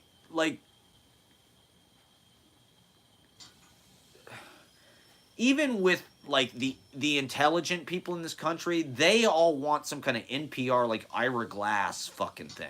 They want Colbert or they want Mo Rocca or some kind of, you know, Miranda July. They want some kind of Canadian fucking, who is it? Sheila Heti. They want some kind of cute Sufjan Stevens fucking version of like Dave Eggers shit. Or fucking David Foster Wallace. Or BJ Novak. The culture sucks so much dick. If they worship BJ Novak and they think fucking John Krasinski is a genius and he's fucking the Bourne Supremacy, how is the guy from The Office, Jason Bourne? How the fuck did that happen? Fuck all of these people from Boston, okay? Fuck anybody from Boston who's like was on The Office. Anybody who's from Boston was on The Office. Like, fuck you. You know, they should be publishing my goddamn fucking travel books. I got a whole New York poetry thing. Just take my fucking last zines, take my zines, put them in a fucking perfect binding, bam. Literary sensation. I don't know if there is a fucking literary. It's all like Amazon and shit. You know, you'd have to have 1 million people ordering your shit on Amazon. And it's just like, I don't know. I think there is something to be said about let's be small and we have our fucking niche audience that understands what we do and fuck everybody else. You know, if you don't want it, then fuck you. I don't give a fuck. If you don't want my chapbooks, you know, if you don't want to publish me, there's a lot of shit that I don't like. Most things that I see, I don't like. And so I'm judgmental. That's the karma, I guess. It's just, I'm only hurting myself with my anger and my jealousy and my resentment and my judgment. Oh, why are my teeth falling apart? Soliloquizing here on YouTube. These are my Hamlet monologue. Okay, so anyway,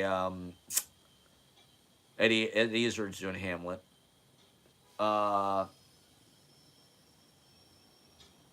Yeah, so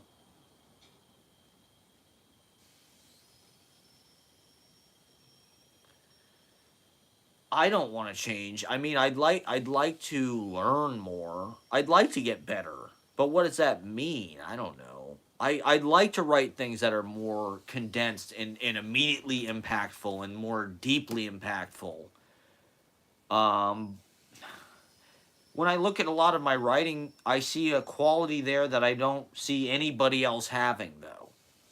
And that's kind of what I'm trying to capture. It's almost like a sort of physical comedy, the way that the sentences kind of defy or kind of slip and pratfall through the logic and things.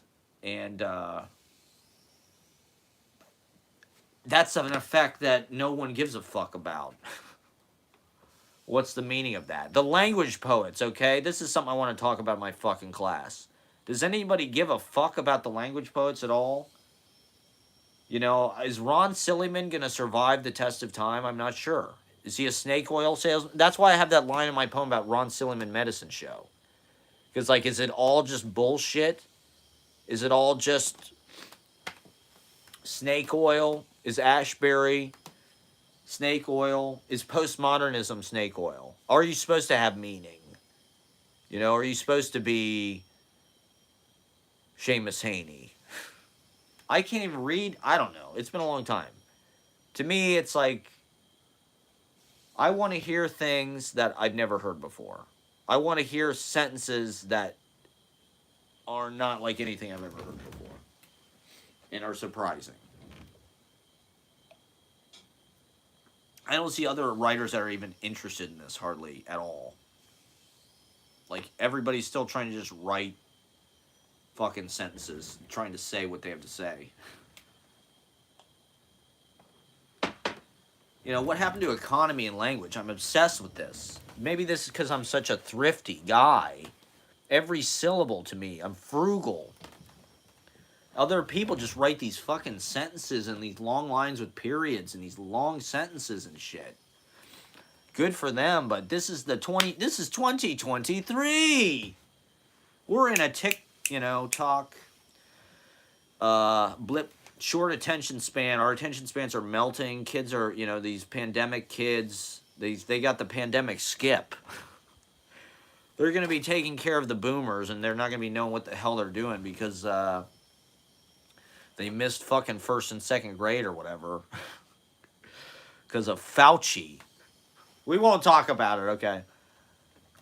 See, this is me. This is me pathetic. This is pathetic. What the fuck am I? What is this? What is this? This is a grown man. I'm 38 years old. Forget it. Forget about it. I don't know. It's just fun. It's just fun to get up there and exhibitionist, right? I was watching these TikTok videos. It was top 10 signs that you're dating a narcissist. And I was like, oh no, these are all going to be about me. And as I'm watching it, I was like, these are not about me. These are about somebody else. We won't go into that. We won't go into specifics, but that's, I don't know. Anyway, god damn it. It's a pioneering time for video literature. When are we going to be recognized for our pioneering? We've done this outside the system. You know, we're not even sustained by anything. We don't get paychecks. We don't know student loan debt. We didn't take on any student loan debt at high interest rates. If you took on student loan debt at a high interest rate, I think they should revoke your diploma because you are an idiot. You don't deserve a fucking college degree. If you paid, like, I see all these comments on TikTok where they're like, I've been paying for 20 years and now I owe $30,000 more than when I started. It's like, well, you're an idiot. Why did you sign up for it? You know? Because that's what they told us. They told us we had to do this to get jobs. You can do whatever the fuck you want. Everybody here just obey, obey, obey. They go to their jobs. They pay their rent. They don't drop out. They aren't liberated. They don't become open mic heroes. Fucking putting their heart. You know what? I'm willing to disintegrate. It's becoming impossible to live. They want to kill us with the food. There's microplastics all up in our fucking intestinal tract. You can't eat gluten. You can't eat fucking dairy. You can, you know, you.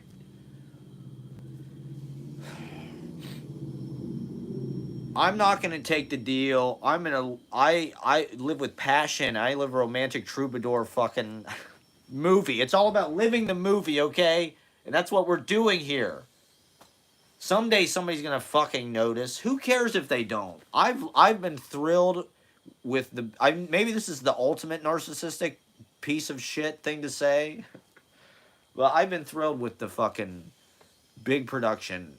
I can go to bed happy knowing that I tried to live the fuck out of my life. I did every goddamn motherfucking thing that I could possibly think of to absolutely live the fuck out of my life. That's why I behave the way I do and why I'm a maniac and crazy and have great energy. Because it's about like just proving the fuck that you are so fucking alive that they cannot fucking stop you. And we just have such a shitty dead culture full of people zombie worshippers, and it's just so dead. The clothing is dead. Look at the fashion of millennials and how fucking dead it is. Even when they get rich, they wear hoodies and like blank, no texture, white shoes, no texture, no floss, no riz, nothing interesting, nothing charismatic, no fucking like mix and match, no fucking creativity, just bland, no taste, no sauce. It's pathetic. We were all, but you know, you're vibing, you're pinging off the crowd. You're like, everybody else is doing this. I kind of have to fit in. I don't know. No more. No more, Butchie. Okay? We're poets. We're the, it's like that, you know, the cliche. I saw that movie, Dead Poet Society, right? I know that it is so fucking cheesy. Carpe diem, right?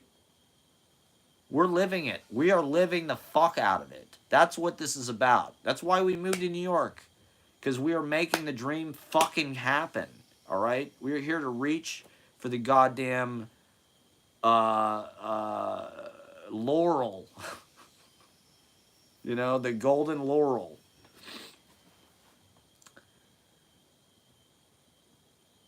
And to burn the fucking candle. And to read our poetry. And to get, you know, to enhance that experience by being around other creative maniacs who also live like they're Willy Wonka. And one thing leads to another. And you just ping off each, you know, and you collaborate and you group text. And you do daisy chains and psychedelics and go tell it on the mountain. Okay? And you do stand-up comedy above a deli. Shout out to Lee Paul, my man. Now that's who gives a, you know, that's the soul of the world, okay? Who cares if there's only fucking 7 people there? That's probably the history of fucking humanity has looked something like this. One person talking in front of like 7 people. You know, this was show business for like the first 5,000 fucking years. This is what Jesus was doing. Not to compare. Any one of those old guys. It was like one guy standing up, basically live streaming. This is not nothing new. The Bible was just a live stream. It's a series of vlogs, okay? And they're just capturing, you know, you can't edit it. You can't edit a fucking sermon, you know? It's live. All the people are there. They're listening. And so I like that. I like playing. I don't know. It would be interesting to play arenas, right? So that was like this comedy thing. All these Rogan comics, the Brat comics, they're all playing arenas, right?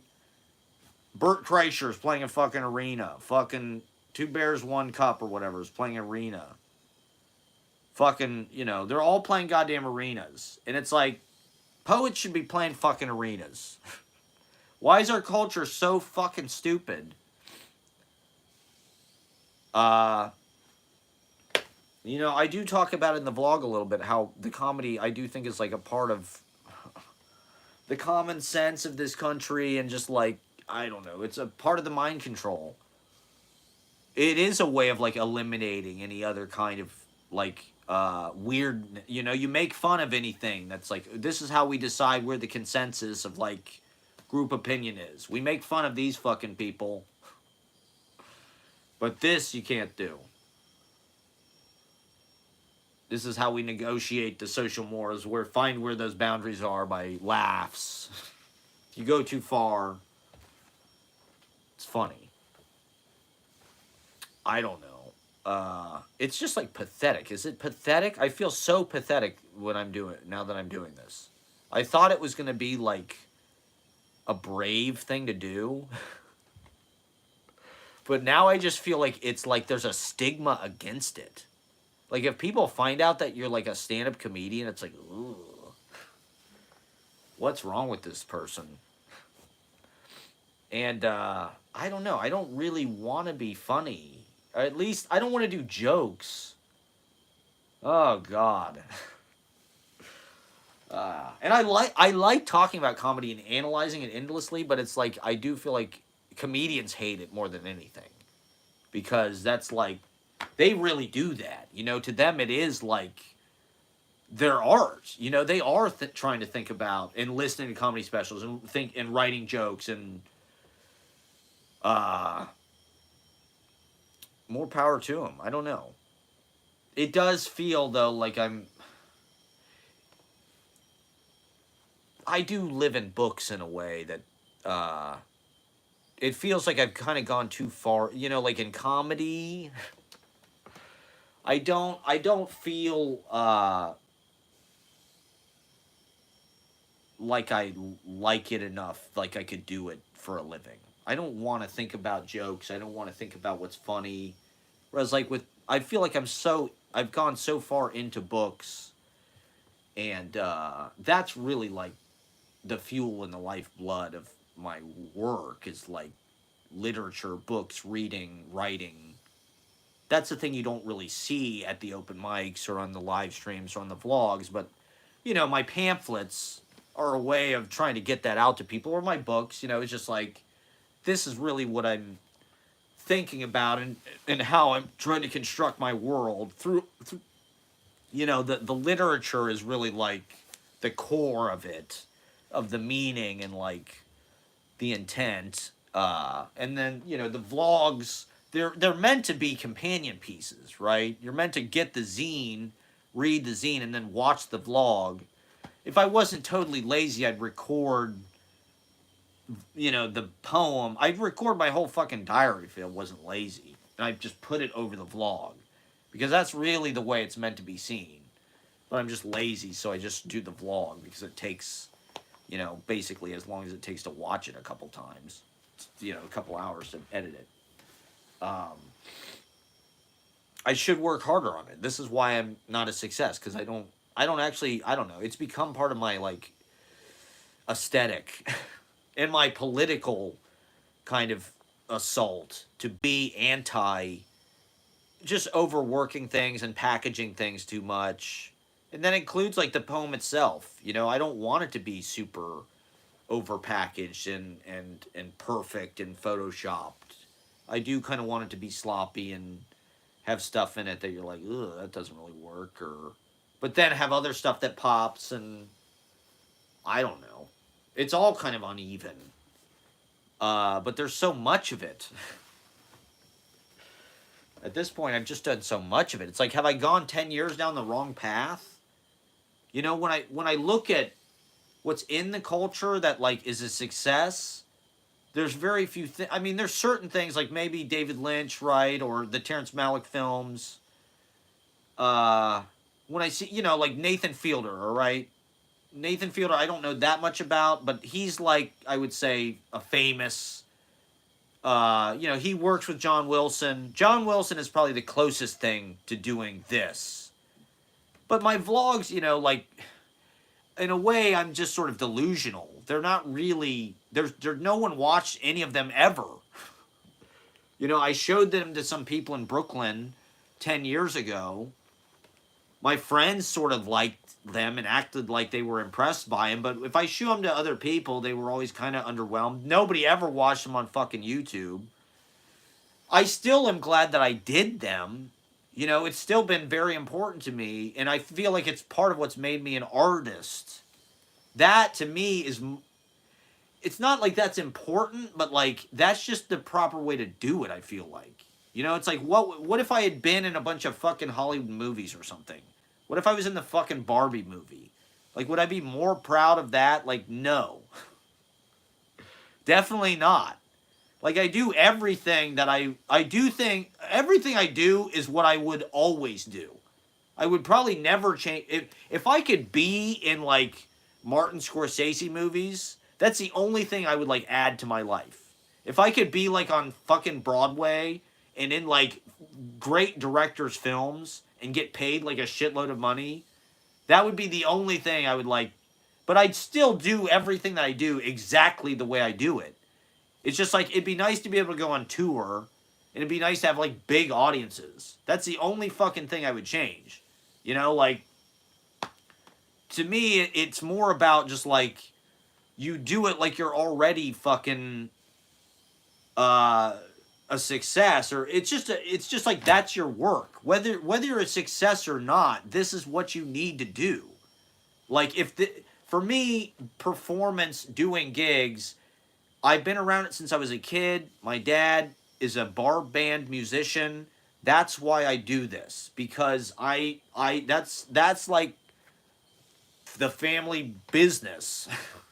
You know, is like playing in bars. I like that. I think that makes a lot of sense. You know, playing a couple gigs a week in bars is like beautiful. That's a great way of life, if you ask me. Like, that's a great way to bring the message to people. That's a great way to, like, talk and spread the word and have a great time. If I could do that just on a bigger scale, I'd be thrilled, you know. But, like, whether you're a success or not, it's just like you have to do that, you know. I'd like to be more. I know that, honestly, my performances in public over the last decade, for the most part, have been bad. And honestly, they've been embarrassing if I looked at it that way. Because I'm nervous and I start to self-doubt, and if you're uninhibited and you just allow yourself to kill, it's amazing the places you can go. But it's hard to do that in a room full of people that you don't fucking know. And so doing that in public over and over and over and over again in New York City probably not been a great idea, because, like, I've done a lot of bad performances, a lot of people. But you're learning, and every once in a while you have a great performance and it goes real well and blah, blah, blah. And it's all just part of what you do, you know? Like, I'm getting to the point that I like to believe that I'm starting to get more comfortable to the point that I can actually really take the audience someplace interesting, and really break through. But it's taken a long time to just, like, build up confidence and experience to, like, maybe start to get to the place where you can do that.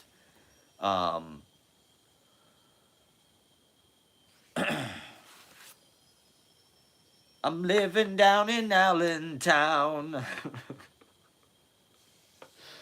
Oh my god. Best of 23 Allentown. What else? Yeah, so maybe that's mediocre. Maybe I'm just accepting mediocrity. Maybe everything I do is am I just lying? Like, this is not serious. This is not a serious thing.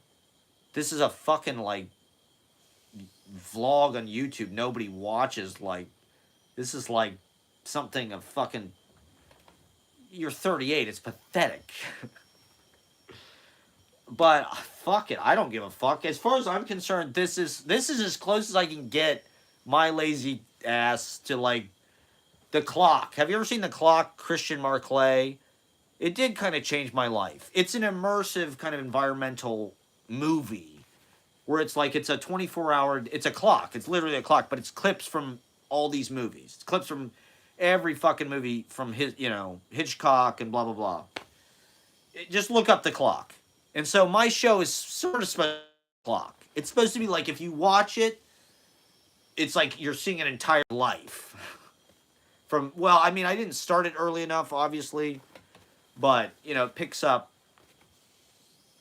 from the age 30 on. I think I want to release some of my vlogs from high school. I got some high school VHS tapes that are on YouTube. So look, the Mung tape, one of them. But those are like early vlogs. I always wanted to vlog. It didn't exist.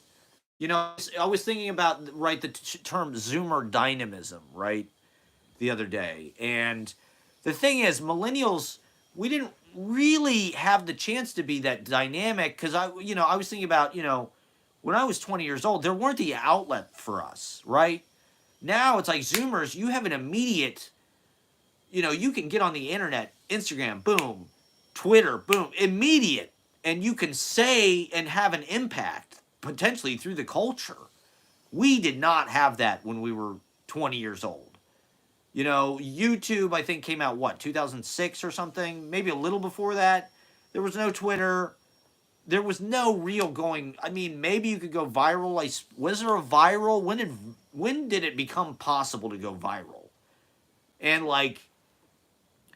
so it's like there was no sense that anybody could just jump in and, have this dynamic effect on the whole fucking culture. It's like, you could do fucking shows like you were fucking the Yeah Yeah Yeahs or something, and goddamn neon tights and some loft or some shit.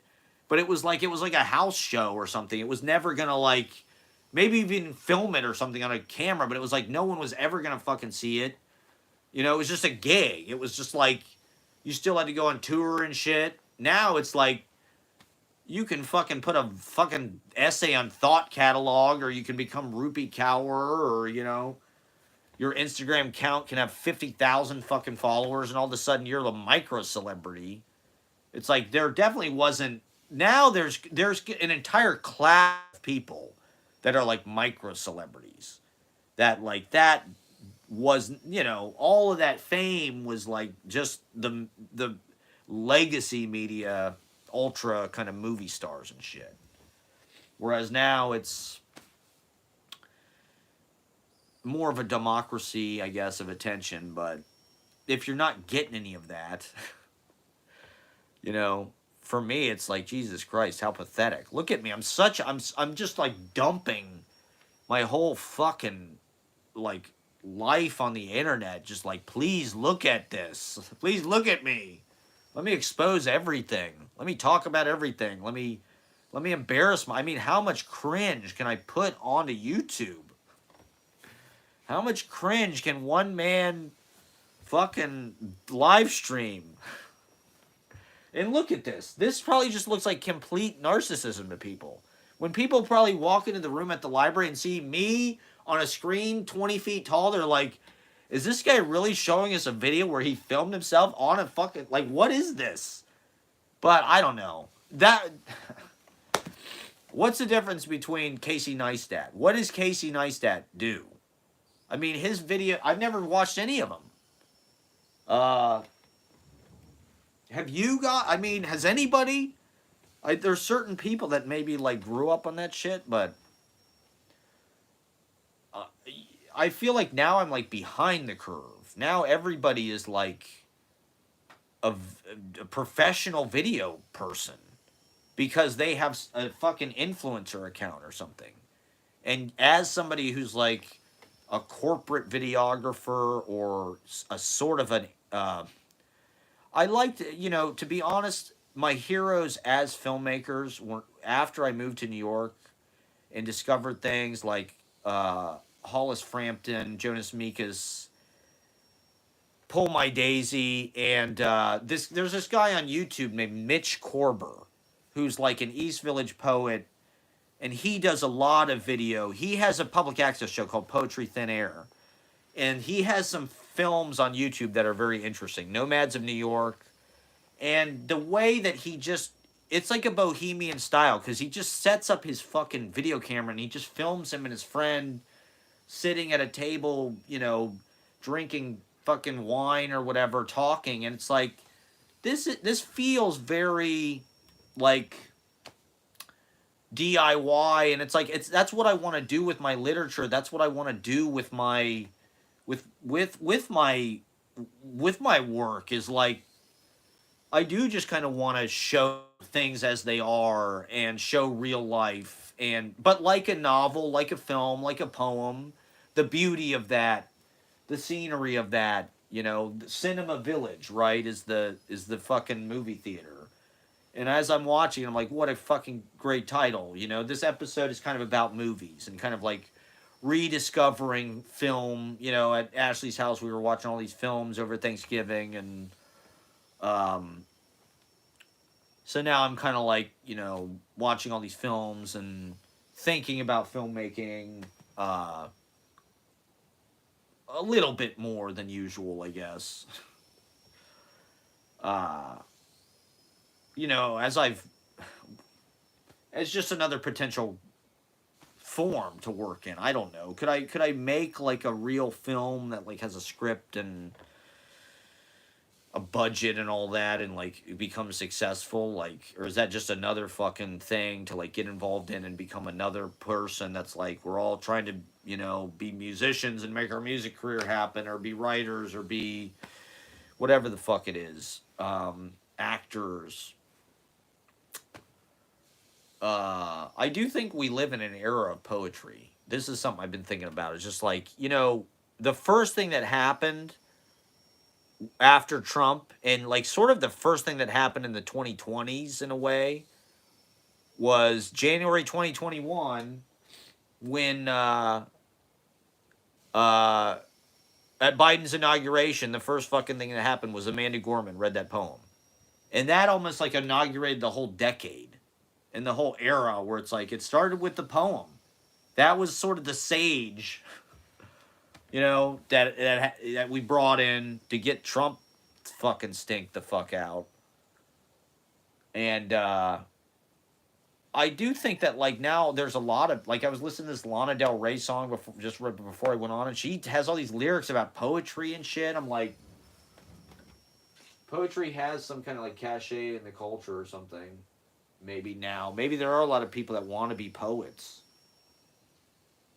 Um,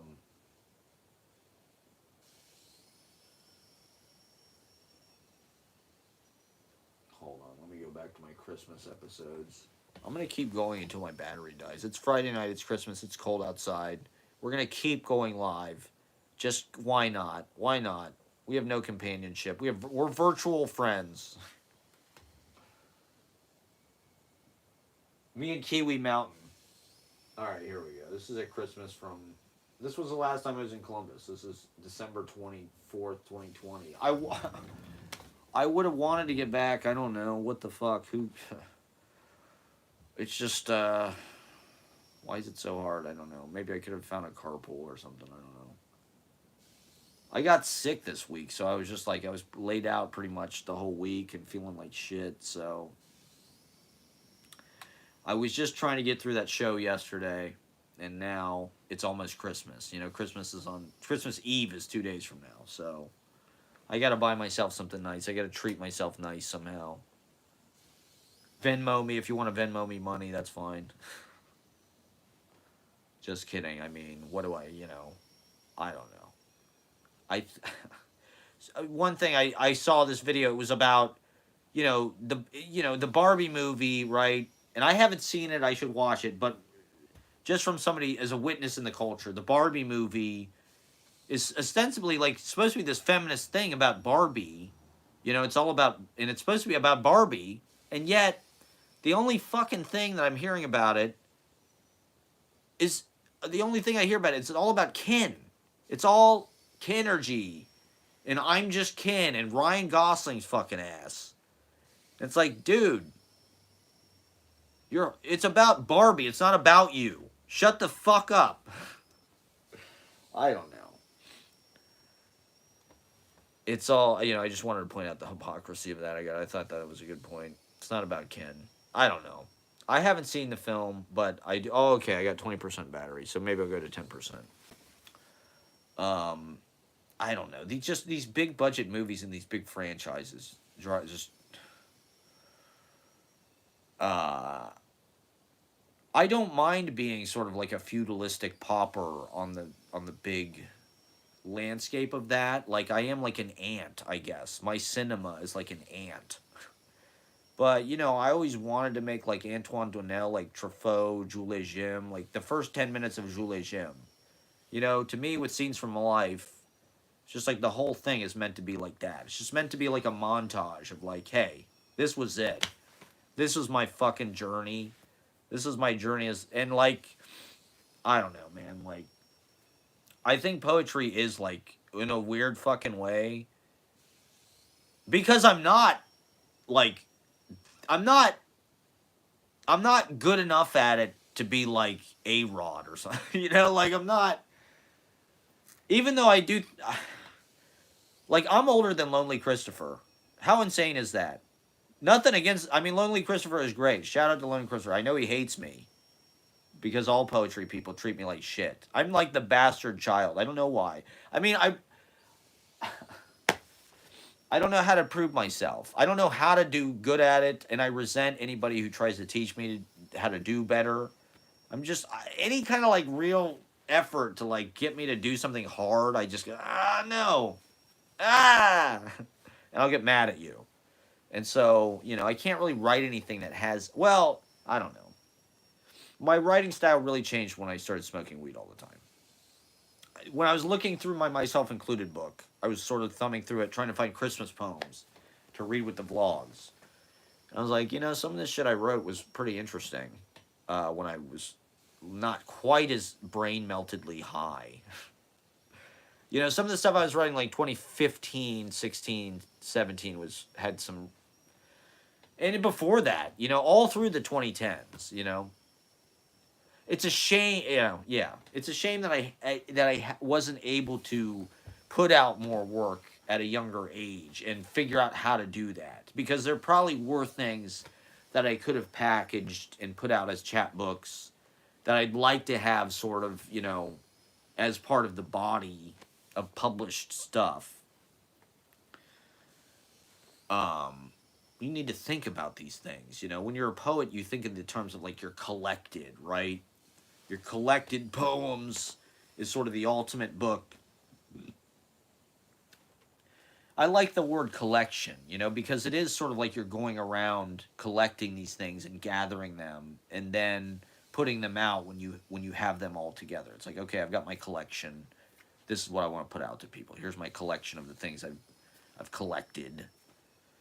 And so that's your first book. And then you put out a few books and then you put out a new one selected. That's like the first thing you do. But then when you get old, you know, and you're kind of established and you're a renowned poet, that's when you put out a collected and that's got everything. You know, it's got all the poems that you've ever published, everything that can be published, it goes in the collected. And that's, you know, usually big and uh, I guess that's what we're all striving for. To be worthy of a collected. But I don't know. I just thought I'd become some kind of I don't know. You you want to become like a media sensation so you can sell books, I guess, and so you can have an influence. You know, like you just feel like the culture is deeply uncool and going to shit. And it's like, why isn't there a place for, you know, a self-published kind of cabaret, performance, entertainer, stand-up poet, vlogger, filmmaker, New York? You know, this is a New York story. You know, it's like we're proving that you can still do it. You know, you can still live the literary life. You can still write, have free time, be a painter, have friends, share your works. And even though it's ridiculously expensive, I mean, it's ridiculously expensive everywhere. That's one of the beauties of poetry, and I think stand-up comedy kind of fits this as well. Is like poetry is designed to be something that you can just sort of do with nothing. When you have nothing left, you know, when you're at your job and they've stolen everything from you, you can still sort of sneak away to the bathroom and write something down in your notebook. Hopefully. Or, you know, even in your head, you can sort of think of lines or poems that you like or things you have memorized. Poetry readings are usually free. They don't charge a lot of money. It's not high ticket prices. You're not paying $6,000 for floor seats to see Ariana Rines or anything. Which is, you know, in our capitalistic, once again, the success thing. You're only a success if you have a shitload of people watching. You only have 3 people watching, only 20 people watched your video, only 30 people watched your video. How many people were at your show? How many people are going to the open mic? It's all about how many people show up, you know? That's kind of dehumanizing. It just turns it into a numbers thing. Oh, I got 3 people. Who were they? Who gives a fuck? You know, to a certain extent, I do think there is truth to, like, you always got to give 110% because you never know who's in the crowd. There might only be 3 people there, but one of them might be a fucking agent or something. I don't know if I'm sure it doesn't work that way anymore. Now with the internet, it's like you are showing proof that you can sell books if you have followers online. If you have 1 million people following your fucking poetry account, Simon and Schuster will put your book out, or somebody, you know, because they know that they'll probably sell some copies because you've got 1 million fucking followers. But on the controversially, it's like if you don't have that proof, they probably aren't going to maybe publish your book. It's like, what's, you know, they're not going to like discover some unknown. I think it'd probably be impossible to remain unknown in our society now. It's like anybody with talent is, you know, everybody's trying to exploit their talent on fucking the internet. Everybody's filming themselves doing whatever it is the fuck they do.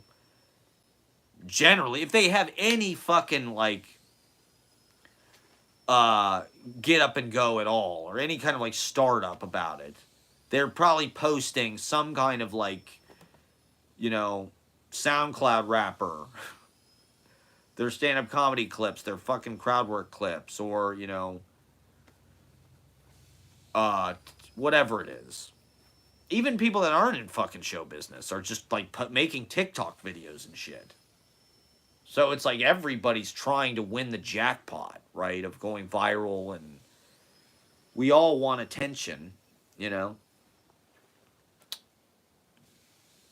And why not? That's what that reveals. We all want to be looked at, even if it's only by 2 people. To me, I don't know. I do have some kind of built-in animosity when it comes to live performance that, like, and just performance in general. Like, I think I kind of want to discourage people from being there. I don't know why. I get nervous when there's a lot of people there, and I feel like they're not going to like what I'm doing. I don't really know how to, like, actually just, like, stand and face the audience and connect with them. Because there's never, like, circumstances where it's like they showed up to watch me. It's always like you're on some gig, they're at an open mic or whatever. And so it's like,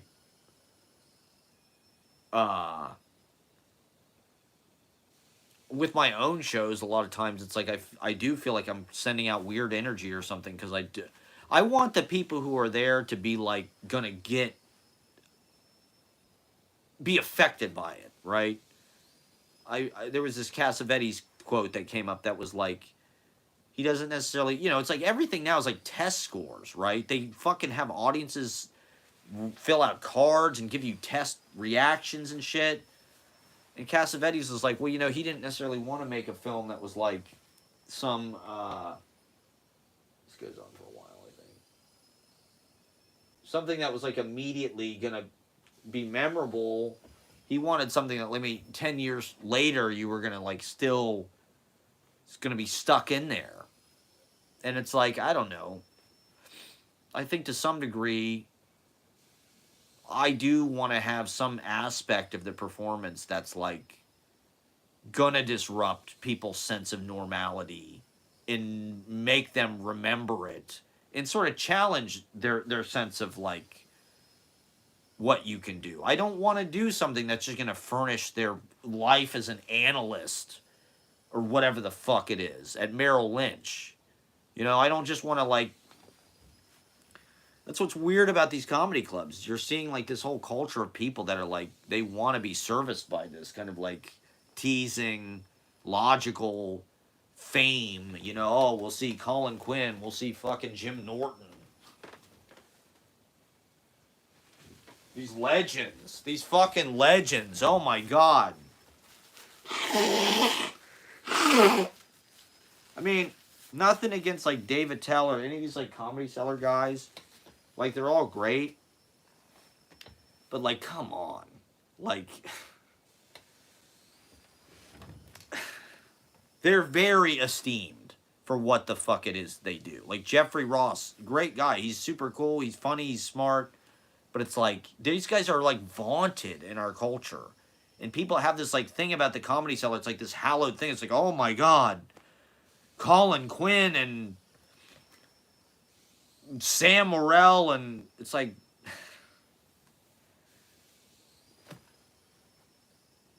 get into poetry, man. Get on fucking Pen Sound. Get some fucking New York School shit. And poets, like, get out there and try to do something that some people want to see. I don't know. It's not just some sanctimonious, like, breathy, I don't know. It's all got the same fucking cadence. It's all got this kind of like. To me, it's like you want to do something different. You want to do something that avoids conventionality and avoids cliche. You want to do something that defies, you know, like you can show, it's like fucking jazz. You know, you show you have knowledge of the melody, and then you show that you can deconstruct it, you can play around it. You can do something that sounds unlike anything that you've heard and challenges the listener. But also is rewarding and delivering. And, you know, it's not like you want to avoid that. You know, like I'd like to believe that what I read is fucking entertaining and rewards your average person. I mean, not every fucking like YouTube short, like the one I just posted. It's not like some super crowd pleasing hit or anything. But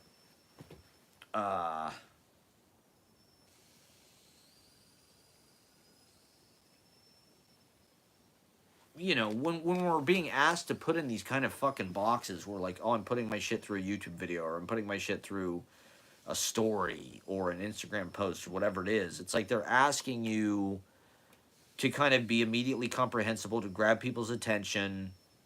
And it's like, maybe I don't want to do something that's going to like get a bunch of, you know, a common reaction to certain poems that I'll post like on TikTok is, what the fuck was that? What does that mean? Or what did I just watch? And it's like, yeah, I'm that's kind of the point of it. You know, that's what makes it a fucking poem. It's like I was just saying something that like kind of defined what I was going through at that time. And I was doing it in specific language, and but it's like I'm kind of being too you know, specific or something. You know, it's like I'm flying too fucking over people's heads. And that's a pompous place to be and a pretentious place to be. And I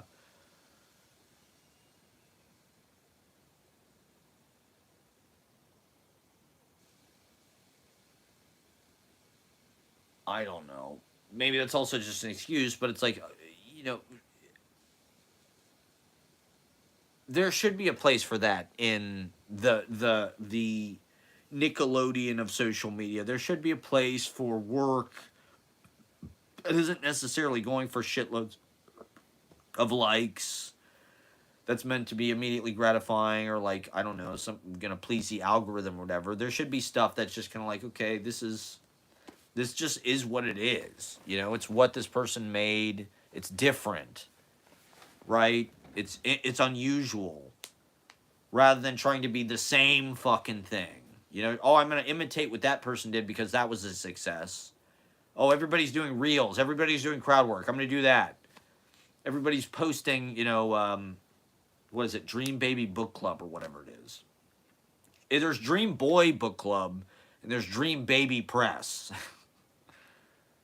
And they both do kind of the same thing, where it's like everybody, they want to be a part of the fucking trend. You know, they want, oh, this is what we're doing. It's hot girls in their underwear, and then it's like their poems. And it's like they're all like Terry Richardson photography, and you send a picture of yourself, and then it's like bitchy, and they all, you know, it's like good for them, but that's like totally an Instagram aesthetic. It's totally for Instagram. It's meant to like make everybody go buck wild and kind of see it and want it. And, you know, I think some of the best accounts are just like kind of local vlog documentarians who like, there's this guy Buddha Bugging Out who's like a stand-up comic, and he goes to tons of shows, open mics, and he'll take, you know, it's just his phone pictures. They're blurry and shit, but he'll post 10 pictures of all the comedians, and then he'll write a column about this guy was there, I went to this, you know, here's what I was doing, it was my day, I came up from Staten Island, this and that. It's like, that is the kind of account I like. I like where it's just kind of like a personal diary. It's like personal reportage. I think that's the benefit of the internet, is like we can all, it's eyewitness reportage. I heard this thing the other day about how newspapers, when they started, were more like blogs. You know, we have this idea like the newspaper is like this sanctified, like verified, they have this fucking scientific process where they find the truth, and like, God bless the newspapers. I'm not anti the newspapers, but there's some truth to the fact that, like, you know, these jackoffs that are writing the editorials at the New York Times are just bloggers, basically. Like, why the fuck does Thomas Friedman or David L. Brooks or Marine, whatever, why do they get to say their opinion like 3 times a week in the biggest fucking newspaper in the world? Like, that's crazy, kind of. And but at the same time, like, the newspaper, when it started, it was just like, hey, here's a bunch of shit that, like, this guy said this, and I got this from, and I made this in my garage, and I printed it and handed it out to people, you know? Like, that was just, like, the dankest shit that they could, you know, it was physical media, so they could charge money, make money, sell ads, whatever. Now we're fucked. But I think that, you know, it isn't necessarily the death of the fifth estate so much as like the transformation where like we all kind of have a responsibility to be reporters, citizen reporters about whatever it is, you know, shit we see on the street, stuff we're all, you know, why not? Why shouldn't we all be pundits? Why shouldn't we all kind of say our opinion or our essay and online and offer our 2 cents and show, you know, like body cam footage, you know, having fucking HD cameras in everybody's pocket is like a weapon for democracy, I feel like. If we use it, if they allow us to continue to use it. And the open mics are like a corollary of this. The books are like a corollary of this. So, I don't know. Not that it's entirely journalism, but now, you know, we're in an era where all these things are kind of like hybrid together. You know, autofiction, new journalism type things, vlogging, live streaming, doing Periscope. If you watch my Christmas vlog from 2015, my Uncle Tony says, "Are you on Periscope?" That's what was going on in 2015, Periscope. That didn't last. But it was a good idea. It was ahead of its time. You know, if it would have come out, you know, after the pandemic, everybody fucking would have done it. Yeah, so maybe everybody already knows this. I guess this is what we're doing. This is what I like about TikTok. I mean, I was talking to my dad the other day. I feel like that's why they want to shut it down, because it is a great educational tool, and it is radicalizing people and telling them that they're getting paid way under what they should be. I was watching this video. It was an Amazon worker talking about his workday and what he has to do and blah blah blah. It's like, this is fucking firsthand information from the guy who actually does it. It's like, this is what a fucking reporter would do. A reporter would go out and ask this guy a bunch of questions. Like, now we're just seeing the guy. He's talking about it. We're seeing video of it. It's like, what could be more fucking, objective, right? Than just like being at the fucking thing on camera. That's like pretty much as objective a witness as you could get, maybe. And so now we have that opportunity, right? And so it kind of transforms, I don't know, what we're doing, how we're writing. And to me, my writing is sort of an appendage to the videos in a certain way. I guess neither one makes complete sense without the other. That's why I'm doing these readings at the library, to bring it sort of full circle. It's like, you're really meant to see the video while you're hearing the poem, because the poem is sort of the inner monologue of what I was thinking when all of this shit was happening. I try to touch all the bases of what happened, little moments, things I remembered, lines, whatever it may be, the weather, blah, blah, blah, circumstances. And then so it's contextualized by the video and vice versa. The video kind of opens it up and gives it, oh, that's what the fuck he's talking about. He's talking about Cinema Village is a fucking movie theater on 12th Street where I get Dorados. Shout out to Dorados. That place is a dope ass taco stand on 12th Street. And the Cinema Village, which is the movie theater, is right there. And so it's like, well, there's the poem, right there. Found poem. Cinema Village. And so we're living in the Cinema Village here, right? We all are. Whether you know it or not, we're all in the Cinema Village.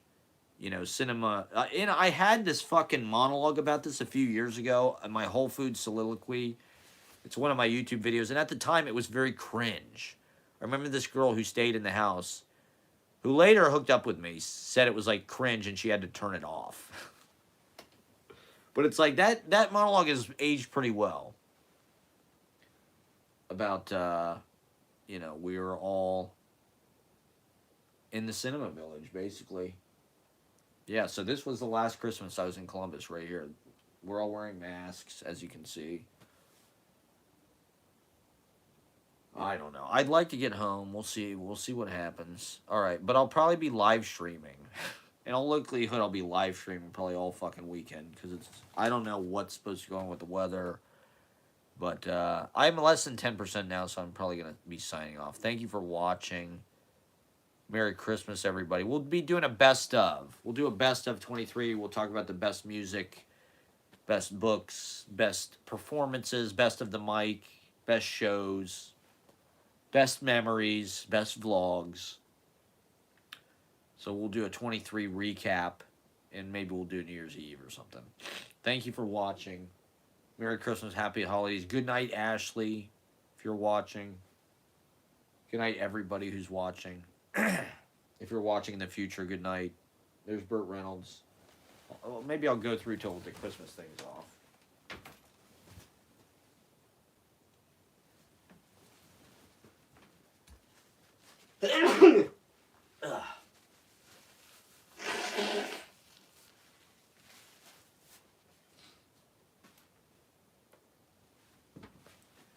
See, that was the end of Christmas. This was Christmas in Columbus. 2020. In the heart of the lockdown. There it is. I mean, they've just drastically changed our city so much and manipulated our way of life. It just feels like if you talk about it online, maybe it'll change. I guess that's an illusion. We have to get elected, I guess, to offices and things. Maybe I should. If I had any viewers, maybe I get elected. All right. Well, anyway, thank you for watching. Happy holidays, and try to do something nice for somebody. Do something giving to somebody. Thank you. Thanks to everybody who came to the library yesterday. Thanks to everybody who came to the open mic all year. We had a great year. It was our last open mic for 2023. It was a great show. But yeah. All right. Anyway, good night, everybody.